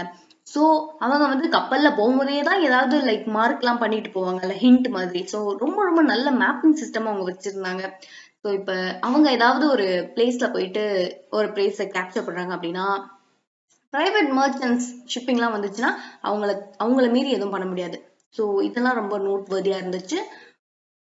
முகல்ஸும் மராத்தாஸும் போர்ச்சுகீஸ் கிட்ட இருந்து நிறைய ஸ்கில்ஸை கத்துக்கிட்டாங்க. இருந்தாலும் இதை விட அதிகமான ஸ்கில்ஸ் வந்து டச் அண்ட் இங்கிலீஷ் தான் வந்து ரொம்ப நாலேஜபிளா இருந்தாங்க. என்னதான் இவங்க வந்து மத்த மதத்தை துன்புறுத்தி இருந்தாலும், ப்ரெசக்யூஷன் அப்படின்னா துன்புறுத்துறது, ஆனா அவங்களோட மதம் சார்ந்த கான்ட்ரிபியூஷன்ஸை வந்து நம்மளால மறக்கவே முடியாது. இவங்க தான் இங்க சர்ச்சை கட்டினாங்க. இவங்க இங்க மதம் சார்ந்த அவங்களோட, அதாவது ஜீசஸ் சார்ந்த விஷயங்களெல்லாம் இங்க ஸ்ப்ரெட் பண்ணாங்க. அதுக்கப்புறம் இங்க இப்போ ஒரு சர்ச்சுக்கு போனோம் அப்படின்னா அதோட வெளிப்புறம் எப்படி இருக்கு, ரொம்ப அழகா கோன் ஷேப்ல கட்டியிருக்காங்க. சிலைகள் எல்லாம் வடிவமைச்சிருக்காங்க, அழகா பெயிண்ட் பண்ணியிருக்காங்க. அழகழகான ஓவியங்கள், சிற்பங்கள், இதெல்லாம் இவங்க வந்து செதுக்கி இருக்காங்க அப்படின்னு சொல்லலாம். செதுக்கிறதுக்கும் கத்து கொடுத்துருக்காங்க. ஸோ இப்போ வெளியில சர்ச்சுக்கு போறோம் அப்படின்னா வெளியில பார்க்கும்போது ரொம்ப அழகா அந்த சர்ச்சை கட்டியிருக்காங்கல்ல. ஸோ இதெல்லாம் இவங்க இன்ட்ரடியூஸ் பண்ணது. ஸோ இந்தியால யூரோப்பியன் ஆர்ட்டை இவங்க அப்புறம் கோவாக்கு பக்கத்துல art of silversmith goldsmith அப்படின்னா தட்டான்னு அர்த்தம். தங்கத்தை செதுக்குறவங்க, வெள்ளியை செதுக்குறவங்க, அழகழகா அதுல டிசைன் போடுறவங்க, இப்போ ஒரு ஜுவல்னு நம்ம எடுத்துக்கிட்டோம்னா அதுல ரொம்ப ரொம்ப அழகான டிசைன்ஸ் எல்லாம் இப்ப இருக்கு. அதை நம்ம மிஷினால பண்றோம். ஆனா அப்ப அவங்க வந்து கையாலேயே செதுக்கியிருக்காங்க. கையால செதுக்குற கலைய வந்து இவங்க இங்க இன்ட்ரடியூஸ் பண்ணியிருக்காங்க. பிலிகிரி அப்படின்னா மெட்டல் ஒர்க்ஸ். இந்த மெட்டல்லயும் வந்து இவங்க அவங்களோட கைவண்ணத்தை காட்டியிருக்காங்க. அப்புறம் ஜுவல்ஸ் எல்லாம் இணைக்கிறதா இருக்கட்டும், கோக்கிறதா இருக்கட்டும், அதுல போடுற டிசைன்ஸா இருக்கட்டும், இதெல்லாம் இவங்க இன்ட்ரடியூஸ் பண்ணியிருக்காங்க. இப்போ இந்த போர்ச்சுகீஸ் எல்லாம் எங்க இருக்காங்க அப்படின்னு பார்த்தா லைக் எங்கெங்கெல்லாம் இருந்திருக்காங்க. கேரளால இருந்திருக்காங்க, கோவால இருந்திருக்காங்க, குஜராத்ல இருந்திருக்காங்க, வெஸ்ட் பெங்கால்ல இருந்திருக்காங்க. இந்தந்த பிளேஸ் எல்லாம் பாருங்களேன். இப்ப குஜராத்லாம் வந்து அங்க இருந்து வந்தா லைக் அங்க நிறைய தங்கம் செய்றவங்க இருக்காங்க அப்படின்னு நம்மளுக்கு தெரியும். ஸோ இதெல்லாம் ஒரு லைக் ஒரு 500 வருஷத்துக்கு முன்னாடியில இருந்து ஆரம்பிச்சதுதான். ஆரம்பிச்சு அங்க செட்டில் ஆனவங்க தான் இவங்க எல்லாம். ஸோ அதேதான் சர்ச் போனோம். ரொம்ப அழகான வுட் ஒர்க்ஸ், ஸ்கல்ப்சர்ஸ் எல்லாம் நம்ம அங்க பார்க்கலாம். இந்த சீலிங்ஸ் எல்லாம் பார்த்தா ரொம்ப அழகழகா பெயிண்ட்ஸ் பண்ணியிருப்பாங்க. அவங்க கிறிஸ்டியன் தானே, போர்ச்சுகீஸ் வந்து ஒரு கிறிஸ்டியன். ஸோ அதனால அவங்க சர்ச் கட்டியிருக்காங்க. சர்ச் எல்லாம் பெயிண்ட்ஸ் பண்ணியிருக்காங்க, வுட் ஒர்க்ஸ். ஸோ சர்ச்க்கான மொத்த வேலைப்பாடுகளுமே இவங்க இன்ட்ரடியூஸ் பண்ணது. ஸோ இவங்களோட ஆர்கிடெக்சர் பிளான் ரொம்ப ரொம்ப அழகா இருந்திருக்கு. ஸோ ரொம்ப பழைய கால சர்ச் எதனா நம்ம பார்த்தோம் அப்படின்னா அவங்க கட்டினதா இருக்கலாம் மேபி, அவங்களோட பிளான்ஸ். ஸோ இப்படி இருக்கும்போது போர்ச்சுகீஸ் தான் வந்து கப்பல்ல ரொம்ப அழகா கட்டுறவங்க அப்படின்னு பார்த்திருக்கோம். இதை சொல்லும் போது எனக்கு டைட்டானிக் கப்பல் தான் ஞாபகம் வருது. ஸோ ஹிஸ்டரியாவே படிச்சுட்டே இருந்தா கொஞ்சம் போர் அடிக்கும். ஸோ ரியல் லைஃப் டைம்ல நடந்த விஷயங்கள், அதாவது காமனா நிறைய பேருக்கு தெரிஞ்ச விஷயங்களை வந்து பேசினா லைக் ஹிஸ்டரி கொஞ்சம் இன்ட்ரெஸ்டிங்கா இருக்கும். ஸோ அதனால போர்ச்சுகீஸ்ல வந்து கப்பல் தயாரிக்க ஆரம்பிச்சாங்க. அதுக்கப்புறம் டைட்டானிக்ன்ற பெரிய கப்பலை பத்தி நம்மளுக்கு தெரியும். அது யுனைடெட் கிங்டம் வந்து பில்ட் பண்ணியிருக்காங்க. அது எப்போ ஆர்டர் பண்ணாங்க அப்படின்னா 17 செப்டம்பர் 1908ல. எப்போ அதை கட்டுறதுக்கு ஆரம்பிச்சாங்க அப்படின்னா 31 மார்ச் 1909. ஓகே, அதை எப்போ முடிக்கிறாங்க அப்படின்னா 2 வருஷம் கழிச்சு 31 மே 1911. 2 வருஷமா அதை கட்டுறாங்க. அடுத்த 3வது வருஷம் லைக் 2 ஏப்ரல் 1912 அதை ஃபுல்லா கம்ப்ளீட் பண்றாங்க. ஃபுல்லா கம்ப்ளீட் பண்ற பிறகு ஒரு 3 to 4 years இதை வந்து கட்டுறாங்க. கட்டி முடிச்சு லைக் 10th ஏப்ரல் 1912 வந்து வாயேஜ்க்கு ஸ்டார்ட் பண்ணலாம் அப்படின்னு சொல்லிட்டு இவ்வளோ பெரிய கப்பலை ஸ்டார்ட் பண்றாங்க. ஸ்டார்ட் பண்ணிட்ட பிறகு அது வந்து லைக் 10th லான்ச் பண்றாங்க. ஸோ 15 ஏப்ரல் அதுவே எக்ஸ்பைரி ஆயிடுது. என்னடா இவ்வளோ பெரிய கப்பல் 4 நாள்ல காணாம போயிடுதே அப்படின்றத நம்ம பார்க்கலாம். லைக் அவுட் ஆஃப் சர்வீஸ் வந்து 15 April.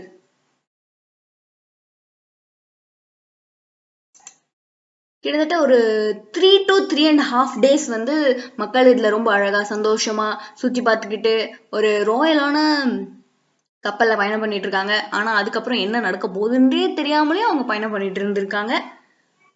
So stuck at iceberg at 11:40 PM. So night 11:40 PMக்கு 14th April அன்னைக்கு இது ஒரு பெரிய ஐஸ்பர்க் மேல மோதி அதுக்கப்புறம் நடந்த கதை எல்லாமே நம்மளுக்கு தெரியும். கிட்டத்தட்ட 2 மணி நேரம் 40 நிமிஷத்துல மொத்த கப்பலும் முழுகுது. ஸோ இந்த கப்பலை பண்ணவங்க வந்து யார் அப்படின்னு பார்த்தா ஹார்லாண்ட் அண்ட் உல்ஃப். இவங்க வந்து யூகேவை சேர்ந்தவங்க. இங்க வந்து அந்த கப்பலோட ஜெனரல் கேரக்டரிஸ்டிக்ஸ் பத்தி சொல்லியிருக்காங்க. அந்த கப்பல்லையும் வந்து லைஃப் போட்ஸ் 20 லைஃப் போட்ஸ் கிட்டயும் இருந்திருக்கு. அதுல வந்து 1178 மக்களை சேவ் பண்ணலாம். அப்படி இருந்தும் வந்து அப்படி இப்படின்னு பார்த்து லைக் 705 சர்வைவல்ஸ் தான் இருந்திருக்காங்க. இந்த டைட்டானிக் வந்து இந்த உலகத்தையே உலுக்கிருச்சு அப்படின்னு சொல்லலாம். இது எப்படி முழுகுச்சு, என்ன ஆச்சு அப்படின்றது பார்த்தா ஒரு விரக்காவே இருக்கு. யாருக்குமே எதுவுமே தெரியல. அப்படி இருக்கும்போது அந்த கப்பல் முழுகி 73 வருஷம் கழிச்சுதான் வந்து அதோட மிஸ்ட்ரி வந்து சால்வ் ஆச்சு. Francisco American expedition and United state military வந்து கண்டுபிடிக்கிறாங்க என்னதான் ஆச்சு அப்படின்ட்டு. ஸோ இதெல்லாம் தான் நடந்திருக்கு அப்படின்னு சொல்லிட்டு அதுக்கப்புறம் டைட்டானிக்ல இருக்க சில பார்ட்ஸ் அது உள்ள இவ்வளோ லைக் 12,415 feet உள்ள போய் சில பொருட்கள்லாம் எடுத்துட்டு வந்து அவங்க மியூசியம்லயும் வச்சு காட்டியிருக்காங்க. அந்த மாதிரி சொல்றாங்க. ஸோ அதுக்கப்புறம் தான் வந்து டைட்டானிக்கை வந்து படமா எடுத்தாங்க, புக்ஸா எழுதினாங்க, அதுக்காக பாட்டு பாடினாங்க, எக்ஸிபிட் பண்ணாங்க, அதுக்காக இறந்தவங்களுக்காக மெமோரியல்ஸ் வச்சாங்க. இதுவே இந்த டைட்டானிக் வந்து லைக் ஒரு மார்னிங்ல நடந்திருக்கு, மார்னிங்ல உடையுது அப்படின்னா, மார்னிங்ல நம்ம எல்லாருக்குமே கண்ணு தெரியும், எங்க இருக்கோம் ஏதா இருக்கோம்னு ஏதாச்சும் பண்ணி தப்பிச்சிருக்கலாம். பட் இது நைட்டு, எதுவுமே நம்மளுக்கு தெரியாது. அதுவும் நடு கடலை நம்மளால என்ன பண்ண முடியும், பாதி பேருக்கு ஸ்விம்மிங்கும் தெரியாது. இதனாலதான் நிறைய பேர் சர்வை பண்ணாம போறதுக்கு காரணமா இருந்திருக்கும். லைக் அப்புறம் வந்து அந்த கட்டினவங்களும் சரி, அந்த ஆர்கிடெக்டரும் சரி, இந்த டைட்டானிக்கோட இன்ஜினியர்ஸும் சரி, கடைசி வரைக்கும் அந்த கப்பல்லே இருந்து இறந்து போயிட்டாங்க. ஸோ தான் கப்பலே இல்ல, நம்ம மட்டும் ஏன் அப்படின்னு சொல்லிட்டு இருக்கலாம். கடைசி வரைக்கும் ஷிப்ல பவர் ஆன்லயே இருக்கணும் அப்படின்றதுக்காக இன்ஜினியர்ஸ் எல்லாமே கப்பலே இருந்ததா அப்படின்னு சொல்றாங்க, இருந்திருக்கிறதா சொல்றாங்க. இந்த ஃபுல் டைட்டானிக் கதையும் வந்து 1977ல ஒரு படமா வெளியிட்டாங்க, ஒரு ஹாலிவுட் மூவி. அதனாலதான் இந்த படமும் ரொம்ப ஹிட் ஆச்சு. அண்ட் இந்த கதையும் பெருசு, இந்த படமும் பெருசு. ஸோ இப்பதான் ரீசெண்டா இதை போட்டாங்கன்னு நினைக்கிறேன், விஜய் டிவிலயும் போட்டாங்கன்னு நினைக்கிறேன். ஸோ போர்ச்சுகீஸ் கப்பல் தயாரிக்க ஆரம்பிச்சு லைக் இப்படி ஒரு பெரிய டிசாஸ்டர் நடந்திருக்கு ஹிஸ்டரியில, லைக் 108 வருஷத்துக்கு முன்னாடி.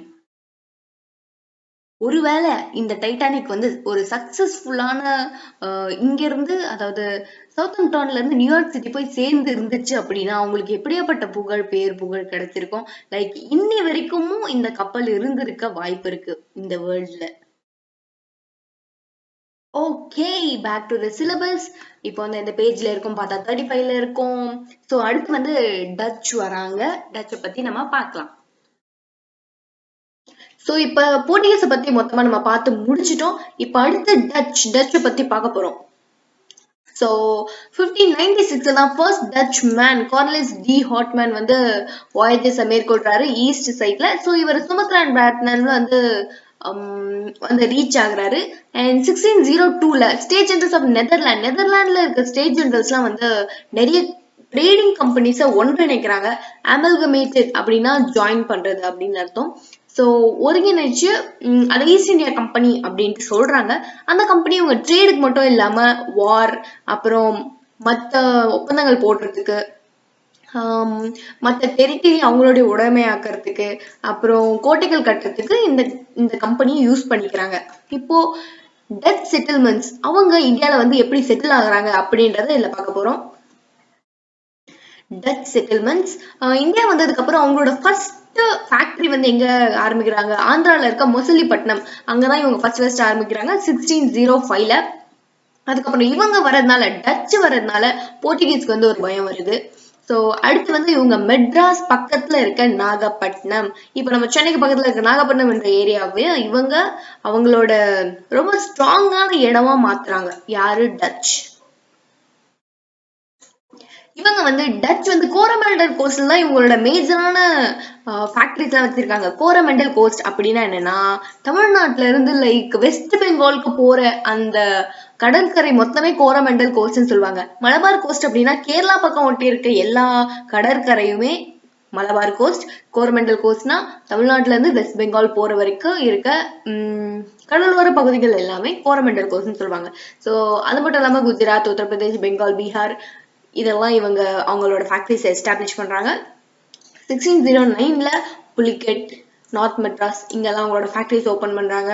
அண்ட் நிறைய இடத்துல லைக் சூரத்ல 1616 இங்க ஸோ அந்த பிளேஸ் கொடுத்துருக்காங்க. அண்ட் அங்க எப்போ ஓப்பன் பண்ணாங்க அப்படின்ற டேட் கொடுத்துருக்காங்க.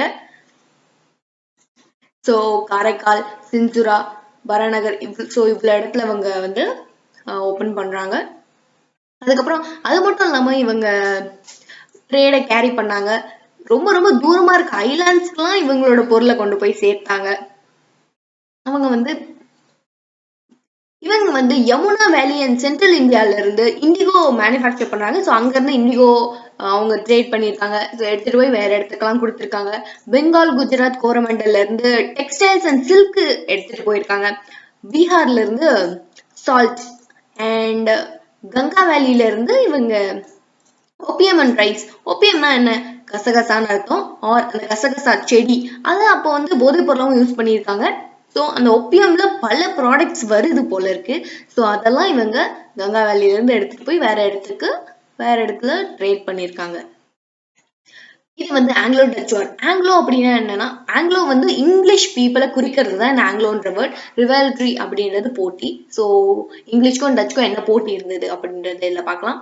ஸோ இங்கிலீஷும் வந்து ஈஸ்டர்ன் ட்ரேட்ல ரொம்ப இன்ட்ரெஸ்டடா இருந்தாங்க. அண்ட் டச்சும் வந்து இப்போ ஈஸ்டுக்கு ட்ரேட்ல வராங்க. ஸோ இவங்களோட போட்டி வந்து அதுக்கப்புறம் பிளடி வார்ஃபேர் வாரா மாறுது. ஸோ இவங்களுக்குள்ள இந்த வார் வந்து எங்க போய் முடியுது அப்படின்னா, கிளைமேக்ஸ் ஆஃப் என்மிட்டி. என்மிட்டி அப்படின்னா பகைன்னு அர்த்தம். போயினா இந்தோனேஷியால இப்ப இருக்க ஆம்போயினா அப்படின்ற இடத்துல தான் முடியுது. அந்த இடத்த வந்து டச் வந்து போர்ச்சுகீஸ் கிட்ட இருந்து கைப்பற்றி இருப்பாங்க. ஸோ அங்க வந்து 10 இங்கிலீஷ் மேல கொண்டுட்டு இருப்பாங்க. அண்ட் ஒரு 9 ஜாப்பனீஸ 1623ல ஒரு வார்ல அவங்க கொண்டுட்டு இருப்பாங்க, லைக் ஒரு சண்டையில. ஸோ இந்த இன்சிடென்ட் வந்து தீவிரமா போயிட்டே இருக்கும். அப்புறம் லைக் 1666ல அவங்க காம்ப்ரமைஸ் ஆயிடலாம் அப்படின்னு நினைக்கிறாங்க. ஸோ இப்போ இங்கிலீஷ் அண்ட் டச் வந்து காம்ப்ரமைஸ் ஆயிடலாம். அவங்க என்ன சொல்றாங்க, பிரிட்டிஷ் என்ன சொல்றாங்க அப்படின்னா, நாங்க இந்தோனேஷியால இருந்து போயிடுறோம் அப்படின்ட்டு சொல்றாங்க. அண்ட் டச் என்ன சொல்றாங்கன்னா, நாங்களும் இந்தியால இருந்து போயிடுறோம் அப்படின்னு சொல்லிட்டாங்க. ஸோ டச் அதுக்கப்புறம் எங்க இருக்காங்கன்னா, இந்தோனேஷியால. அவங்க இந்தோனேஷியா வந்து அவங்களோட ப்ராஃபிட்டபிள் ட்ரேட் சென்டரா அவங்க மாத்திக்கிறாங்க. தென் இந்தியால இருந்து அவங்க என்னென்ன எடுத்துட்டு போனாங்க, டச் வந்து என்னென்னலாம் ட்ரேட் பண்ணாங்கன்னு இதுல பார்க்கலாம். Silk, cotton, indigo, rice and opium. இது மட்டும் தான் டச் வந்து இந்தியால இருந்து ட்ரேட் பண்ண பொருட்களா இருக்கு. ஓகே, இப்போ decline of Dutch in India அதை பார்க்கலாம். டச் வந்து மலை ஆர்கிபெலகோன்ற இடத்துல ட்ரேட் பண்றாங்க. இந்த மலை ஆர்கிபெலகோ அப்படின்றது இந்தோ சைனாக்கும் ஆஸ்திரேலியாவுக்கும் நடுவுல இருக்க சின்ன சின்ன தீவுகள். ஓகே, ஆர்கிபெலகோ அப்படின்னா கூட்டமான தீவுகள்னு அர்த்தம். ஒரு தீவு பக்கத்துல இன்னொரு தீவு இருக்கும். ஸோ டச் வந்து அங்க அவங்க ட்ரேட் ஆரம்பிக்கிறாங்க. Anglo touch war 1672 to 74. இதுல வந்து டச் என்ன பண்றாங்க அப்படின்னா, இங்கிலீஷ் ஷிப் எல்லாம் வந்து இவங்க கைப்பற்றுறாங்க. பே ஆஃப் பெங்கால்ல இவங்க கைப்பற்றுறாங்க. இதனால சூரத்துக்கும் இவங்களுக்கு பாம்பேக்கும் நடுவுல இருக்க கனெக்ஷன் வந்து கட் ஆகுது. யாருக்கு? இங்கிலீஷ் மேனுக்கு. ஸோ இதுக்கு பதிலடியா இங்கிலீஷ் என்ன பண்றாங்க அப்படின்னா, Dutch battle of Hooghly November 1759ல அவங்க டச்சை டிஃபீட் பண்றாங்க. ஸோ இது மூலியமா டச்சோட லட்சியத்தை, ட்ரேட் பண்ற லட்சியத்தை இந்தியால உடைக்கிறாங்க இங்கிலீஷ். டச்சுக்கு வந்து இந்தியால எம்பையர் பில்ட் பண்ணணும்லாம் எந்த ஒரு இன்ட்ரெஸ்டும் கிடையாது. அவங்க இங்க வந்தது ஒரே ஒரு காரணம், ட்ரேட் மட்டும்தான். ஸோ அவங்க பெருசா இந்த இந்தியால இன்ட்ரெஸ்ட் இல்லாம அவங்க இந்தோனேஷியா போயிடுறாங்க. அங்க போயிட்டு இவங்க ஹியூஜ் ப்ராஃபிட்ல பிசினஸ் பண்றாங்க.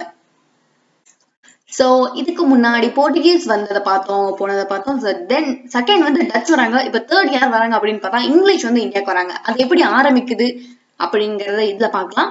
So charter of Queen Elizabeth I வந்து ஒரு சார்ட்டர் அப்படின்னா ராஜாக்கள்லாம் ஒரு ஓலை அனுப்புவாங்கல்ல, அதுக்கு பேர் தான் சார்ட்டர்.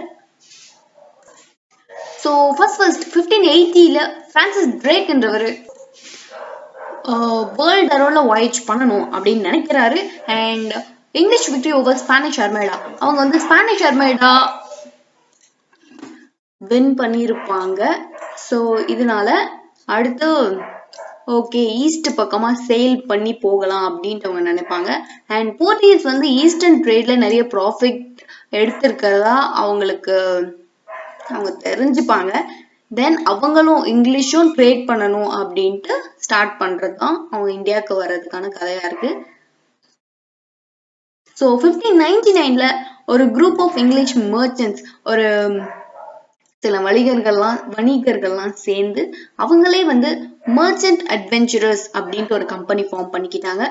டிசம்பர் 31, 1600ல குயின் எலிசபெத் வந்து ஒரு ஓலைச்சுவடி தராங்க. அதுல வந்து ஒரு ரைட்ஸை வந்து அவங்க இங்கிலீஷ் மென்ஸுக்கு கொடுக்குறாங்க. Governor and company of merchants of London trading into the East Indies அப்படின்ட்டு ஒரு சார்ட்டரை அவங்க கொடுக்குறாங்க. ஸோ இதனால 15 வருஷத்துக்கு இந்த சார்ட்டர் மூலயமா இவங்களுக்கு உரிமை இருக்கு அங்க ட்ரேட் பண்றதுக்கு. அவங்க 1600ல கொடுத்த சார்ட்டர் வந்து 1609ல இன்னொரு வாட்டி புதுசா ஒரு சார்ட்டர் உருவாக்குறாங்க. ஸோ அவங்களோட அந்த 15 வருஷத்துக்கு மேல அதை எக்ஸ்டெண்ட் பண்றாங்க. அந்த அவங்களோட ட்ரேடிங் எக்ஸ்டெண்ட் பண்ணலாம் அப்படின்ட்டு அந்த ஃப்ரெஷ் சார்ட்டர்ல போட்டிருக்கு. டச்சும் அப்ப வந்து இந்தியாவில ட்ரேட் பண்ணிட்டு இருந்தாங்க. இங்கிலீஷ் வந்து எதுக்காக வராங்க அப்படின்னா டெக்ஸ்டைல்ஸ், துணிமணிகள், துணிக்காக தான் இங்க வராங்க. துணியும் வேற வேற பொருட்களுக்காகவும். ஸோ அந்த இங்கிலீஷ் கம்பெனியோட ப்ராக்ரஸ் என்ன அப்படின்னு பார்க்கலாம். So foothold in west and south, சவுத்லயும் வெஸ்ட்லயும் இவங்க அவங்களோட கால் தடத்தை பதிக்கிறாங்க. அது எப்படின்னு பார்க்கலாம். கேப்டன் ஹாக்கிங்ஸ், போர்ச்சுகீஸை பத்தி படிக்கும் போது கேப்டன் ஹாக்கிங்ஸ் வருவாரு. எங்க வருவார் அப்படின்னா ஜஹாங்கீர் கோர்ட்டுக்கு வருவாரு. நம்மளுக்கு ஞாபகம் இருக்கும்னு நினைக்கிறேன். ஏப்ரல் 1609ல வருவாரு. ஆனா இந்த போர்ச்சுகீஸோட சூழ்ச்சினால அவர் அங்கிருந்து கிளம்ப வேண்டியதா இருக்கும். ஸோ 1611 அவங்க அங்கிருந்து கிளம்பிடுவார். திரும்ப வந்து 2 போட்ல வருவாங்களே, ஒசியாண்டர் அண்ட் இன்னொரு சின்ன போட் டிராகன் அப்படின்ற போட்ல வருவாங்க. யார் வருவா? பெஸ்ட் வருவாரு. ஸோ திரும்ப அவர் 1612ல தாமஸ் பெஸ்ட் அவர் திரும்ப வராரு. இதெல்லாம் போர்ச்சுகீஸோட அந்த அந்த அந்த பாட்டிலே பார்த்துருப்போம். ஸோ அவர் வந்து போர்ச்சுகீஸை வீழ்த்தும் போது தான் ஜஹாங்கீர் வந்து இம்ப்ரெஸ் ஆவாரு. அண்ட் 1613ல சூரத்ல தாமஸ் ஆல்வர்ட் மூலியமா ஒரு ஃபேக்டரி எஸ்டாப்ளிஷ் பண்ணுவாங்க. 1615ல சர் தாமஸ் ரோ வந்து ஒரு இங்கிலாந்துல இருந்து ஒரு அம்பாசிடரா வருவாரு. ஜேம்ஸ் ஒன் என்ற மன்னர் வந்து அவரை அப்பாயிண்ட் பண்ணியிருப்பாரு. ஸோ ஜஹாங்கீர் கோர்ட்டுக்கு இவர் வராரு. அவர் வந்து பிப்ரவரி 1619 வரைக்கும் அங்க இருக்காரு. சர் தாமஸ் ரோவால ஒரு நல்ல ஒரு ட்ரீட்டியா ஒப்பந்தம் செய்ய முடியல ஜஹாங்கீர் கூட. இருந்தாலும் அவர் நிறைய பெர்மிஷன், ரொம்ப ப்ரிவிலேஜான பெர்மிஷன்ஸ்லாம் அவருக்கு கொடுக்கப்பட்டுச்சு. என்னென்னா ஆக்ரால ஃபேக்டரி செட் பண்ணிக்கலாம், ஆக்ரா, அஹமதாபாத் அண்ட் பிராட்ச்ல ஃபேக்டரி செட் பண்ணிக்கலாம்ன்ற பெர்மிஷனை அவர் பெற்றிருப்பாரு. ஸோ இங்கிலீஷ் ஃபர்ஸ்ட் இந்தியா வரும்போது இது ஒரு ஸ்மூத்தான ப்ராசஸாவே போகல. இருந்தாலும் சிச்சுவேஷன்ஸ்லாம் சேஞ்ச் ஆச்சு. இங்கிலீஷோட ஃபேவர்ல சேஞ்ச் ஆச்சு. எப்படின்னு பார்த்தா போர்ச்சுகலோட மன்னர் வந்து அவரோட பொண்ணு கேத்ரினை 1662ல இங்கிலாந்தோட மன்னன் சார்லஸ் டூக்கு கல்யாணம் பண்ணி கொடுப்பாரு. அதனால பாம்பே வந்து இவங்க கிஃப்டா கொடுப்பாங்க. சார்லஸ் டூக்கு கிஃப்டா கிடைக்கும். ஸோ இதனால அவங்க ஈஸியா அங்க ட்ரேட் பண்ணலாம். ஸோ ஈஸ்ட் இந்தியா கம்பெனி வந்து ஈஸியா பாம்பேல இப்ப ட்ரேட் பண்ண முடியுது. ஸோ இதனால சூரத்ல இருந்து பாம்பேக்கு இவங்களோட ஹெட் குவார்ட்டர்ஸை ஷிஃப்ட் பண்றாங்க. இங்கிலீஷ் ஷிஃப்ட் பண்றாங்க. ஸோ இதனால இவங்க கல்யாணம் பண்ணிட்டதுனால இப்ப போர்ச்சுகீஸ்க்கும் இங்கிலீஷ்க்கும் கொஞ்சம் அவங்க 2 பேரும் கொஞ்சம் பீஸ்ஃபுல்லா இருக்காங்க, எந்த ஒரு பிரச்சனையும் இல்லாம. ஸோ இதுக்கு முன்னாடி சொன்ன மாதிரி ஆங்கிலோ டச் அவங்க எப்படி காம்ப்ரமைஸ் ஆனாங்கன்னு நம்ம பார்த்தோம். அவங்க அதாவது டச் இந்தோனேஷியா போயிடுறாங்க அண்ட் இங்கிலீஷ் இந்தியாவில் இருக்காங்க. ஸோ இதனால இங்கிலீஷ்க்கு இன்னும் கொஞ்சம் அட்வான்டேஜா ஆகுது. ஸோ 2 போட்டிகள் குறையுது இந்தியாவில் இங்கிலீஷ்க்கு. ஸோ இப்படி உங்களுக்கு ஃபேவரா என்னென்னலாம் நடக்குது அப்படின்னா ஒரு கோல்டன் ஃபார்மன் அவங்களுக்கு கிடைக்குது. யார்கிட்ட இருந்து அப்படின்னா கோல்கொண்டா, சுல்தான் ஆஃப் கோல்கொண்டா கிட்ட இருந்து. கோல்கொண்டா இப்ப எங்க இருக்கு அப்படின்னா தெலுங்கானால இருக்கு. ஸோ 1632ல ஒரு golden farman from sultan of Golconda. இதுல வந்து அவர் என்ன சொல்றாரு அப்படின்னா வருஷத்துக்கு நீங்க 500 பக்கோடாஸ், அதாவது இப்ப நம்ம ருபீஸ்ன்னு சொல்றோம்ல, ஸோ அப்போ அவங்களோட கரன்சியா அவங்க அப்படி சொல்றாங்க, நீங்க கொடுத்துட்டு கோல்கொண்டா போர்ட்ஸ்ல நீங்க ட்ரேட் பண்ணிக்கலாம் அப்படின்ட்டு அவர் சொல்றாரு. ஸோ இந்த கோல்டன் ஃபார்மன்ன்றதே ஒரு ஃப்ரேஸ் தான். ஸோ இந்த கோல்டன் ஃபார்மன்னாலே உங்களுக்கு வந்து சுல்தான் ஆஃப் கோல்கொண்டா தான் ஞாபகம் வரணும். ஃபார்மன் அப்படின்னா ரைட்ஸ்ன்னு அர்த்தம். ஸோ இந்த குறிப்பிட்ட சரி ஒப்பந்தம்னு சொல்லலாம். இந்த குறிப்பிட்ட ரைட்ஸ்லாம் உங்களுக்கு கொடுக்கப்படுது. இது இந்த விதிமுறைகள்ல நீங்க இங்க ட்ரேட் பண்ணலாம் அப்படின்றது தான் இந்த கோல்டன் ஃபார்மன். ஸோ இதுவும் அவங்களுக்கு ஃபேவர் ஆயிடுது. அண்ட் இன்னொன்னு மசூலிப்பட்டினம் கவுன்சில்ல இருந்து பிரிட்டிஷ் மர்ச்சன்ட் பிரான்சிஸ் டே வந்து ஒரு பெர்மிஷன் ரிசீவ் பண்றாரு. யாருக்கிட்ட இருந்து அப்படின்னா சந்திரகிரி அப்படின்ற ரூலர் கிட்ட இருந்து. இவங்க இது மூலயமா மெட்ராஸ்ல நீங்க ஒரு பில்டிங் கட்டிக்கலாம் ஆர் உங்க ஃபேக்டரிய அங்க நீங்க ஸ்ட்ராங்கா கட்டிக்கலாம் அப்படின்னு சொல்றாங்க. அது இப்போ ஃபோர்ட் சென்ட் ஜார்ஜ் அப்படின்னு சொல்லப்படுது. ஸோ இது நிறைய பேருக்கு தெரிஞ்சிருக்கும் சென்னையில இருக்கிறவங்களுக்கு. ஸோ மசூலிப்பட்டினம்ல இருந்து சென்னைக்கு, அதாவது மெட்ராஸ்க்கு அவங்களோட ஹெட் குவார்ட்டர்ஸை மாத்திக்கிறாங்க இங்கிலீஷ். ஸோ இதுக்கப்புறம் அவங்க சவுத்துல ரொம்ப ஸ்ட்ராங்கான ஹெட் குவார்ட்டர்ஸா மாத்திக்கிறாங்க. தென் அதுக்கப்புறம் இங்க செட்டில் ஆயிட்டு ஹரிஹர்பூர் மகாநதியில இருக்க ஹரிஹர்பூர்லயும் பலசூர் ஒரிசால இருக்க பலசூர்லயும் இவங்க அடுத்த ட்ரேடிங் ஆக்டிவிட்டிஸ கண்டினியூ பண்றாங்க. சோ இப்போ இங்கிலீஷ் வந்து ஃபர்ஸ்ட் சவுத்துக்கு வராங்க. தென் இப்போ பெங்கால்ல எப்படி பிடிக்கிறாங்க அப்படின்றது இதுல பார்க்கலாம். பொதுவாகவே பெங்கால் வந்து ரொம்ப செழிப்பான இடமா இருந்துச்சு இந்தியால. ஸோ அதனால இந்த மர்ச்சன்ட்ஸ்லாம் அது ஒரு அட்ராக்டிவான பிளேஸா பார்த்தாங்க. அது ரொம்ப லாபகரமான இடமாவும் இருந்துச்சு. இங்கிலீஷ்க்கு மட்டும் இல்ல, முகல் எம்பையர்ஸ்க்கும் அது அப்படிதான் இருந்துச்சு. ஷா சுஜா அப்படின்ற பெங்கால் கவர்னர் வந்து ஒரு இங்கிலீஷ்க்கு ஒரு கூட ஒரு ஒப்பந்தம் மாதிரி போட்டுக்கிறாரு. என்னன்னா வருஷத்துக்கு 3000 கொடுத்துருங்க, சோ நீங்க தாராளமா பெங்கால்ல ட்ரேட் பண்ணிக்கலாம் அப்படின்னு சொல்லிட்டு. சோ பெங்கால்ல ஹூக்லின்ற இடத்துல 1651ல இவங்களோட ஃபேக்டரிஸ் ஆரம்பிக்கிறாங்க. அண்ட் கசிம் பஜார், பாட்னா, ராஜ்மஹால் இந்த இடங்கள்லயும் அவங்களோட ஃபேக்டரிஸ் ஆரம்பிக்கிறாங்க. ஸோ இப்படி 3000க்கு அவங்க அங்க ட்ரேட் பண்றதா இருந்தாலுமே அவங்களுக்கு அப்பப்போ ஒரு தடை வந்துட்டே இருந்துச்சு, அப்ஸ்ட்ரக்டட். என்னன்னா அங்க இருக்க கஸ்டம் ஆபீசர்ஸ் வந்து டோலை தாண்டி போனோம்னா அதுக்கு நீங்க பே பண்ணணும் அப்படின்னு சொன்னாங்க. இது அவங்களுக்கு ஒரு தடையா இருந்துச்சு. ஸோ இதெல்லாம் வேணாம், நம்ம ஹூக்லியிலே எங்களுக்கு நம்மளே ஒரு பில்டிங் கட்டிக்கலாம் அப்படின்னு சொல்லிட்டு அவங்க இங்கிலீஷ் நினைக்கிறாங்க. ஸோ இங்கிலீஷ் சைட்ல இருந்து வில்லியம் ஹெட்ஜஸ்ன்றவர் தான் வந்து first agent and governor of Bengal. Okay, அப்படி இருந்தாரு. அவர் வந்து சஹிஸ்தா கான் அப்படின்ற முகல் கவர்னர் ஆஃப் பெங்கால் கிட்ட ஒரு வழக்கு போடுறாரு. என்ன அப்படின்னா, அவங்களுக்கு என்னென்ன குறைகள்லாம் இருக்கோ அதெல்லாம் நிவர்த்தி பண்ணுங்க. ரிட்ரஸல் ஆஃப் த கிரிவன்ஸ் அப்படின்னா குறைகளை நிவர்த்தி செய்தல் அப்படின்னு அர்த்தம். இதெல்லாம் நிறைவேற்றுங்க, அதாவது செக் போஸ்ட்லாம் வேணாம் அப்படின்னு சொல்லியிருப்பாங்க. ஸோ இதோட அவுட்கம் வந்து எதுவுமே ஒர்க் ஆகல. பட் முகலுக்கும் இவங்களுக்கும் ஒரு பகை தான் உண்டாச்சு. 4 வருஷத்துக்கு அப்புறம் ஹூக்லிய வந்து முகலே எடுத்துக்கிறாங்க. இதனால இங்கிலீஷ் வந்து ரொம்ப கோவமாறாங்க. ஸோ இங்கிலீஷ் வந்து இதுக்கு பதிலடியா முகலோட இடத்தை எல்லாம் பிடிக்கணும் அப்படின்னு பார்ப்பாங்க. ஸோ முகலோட கோட்டைகளை அவங்களோட தடுப்பு சுவர்களை எல்லாம் தகர்க்கணும் அப்படின்னு பார்ப்பாங்க. பலாசூர்ல இருக்க அவங்களோட கோட்டையோட சுவர்களை எல்லாம் தகர்க்கணும் அப்படின்னு பார்ப்பாங்க. இதனால முகல்ஸ் என்ன பண்றாங்க அப்படின்னா இங்கிலீஷை வந்து ஹூக்லில இருந்தே வெளியே போக சொல்றாங்க.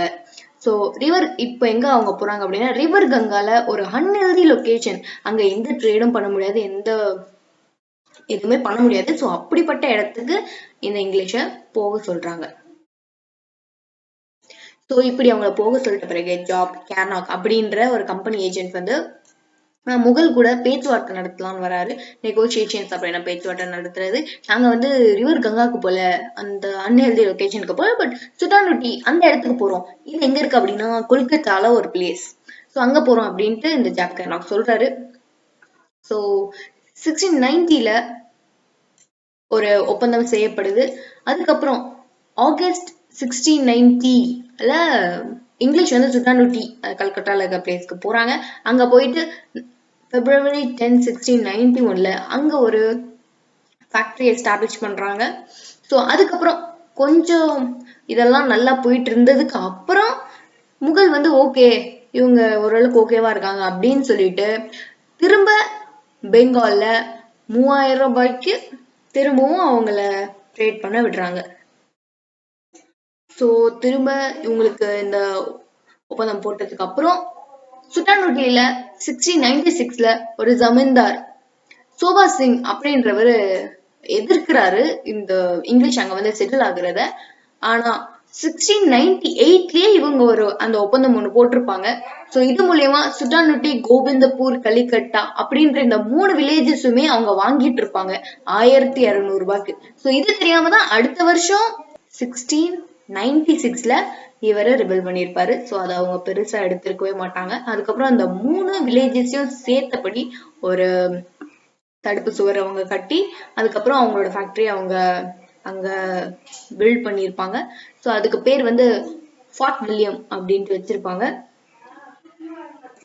ஸோ அந்த இடத்துக்கு சர் சார்ல்ஸ் ஐயர் இப்படின்றவர் தான் ஃபர்ஸ்ட் பிரசிடென்டா இருந்தாரு.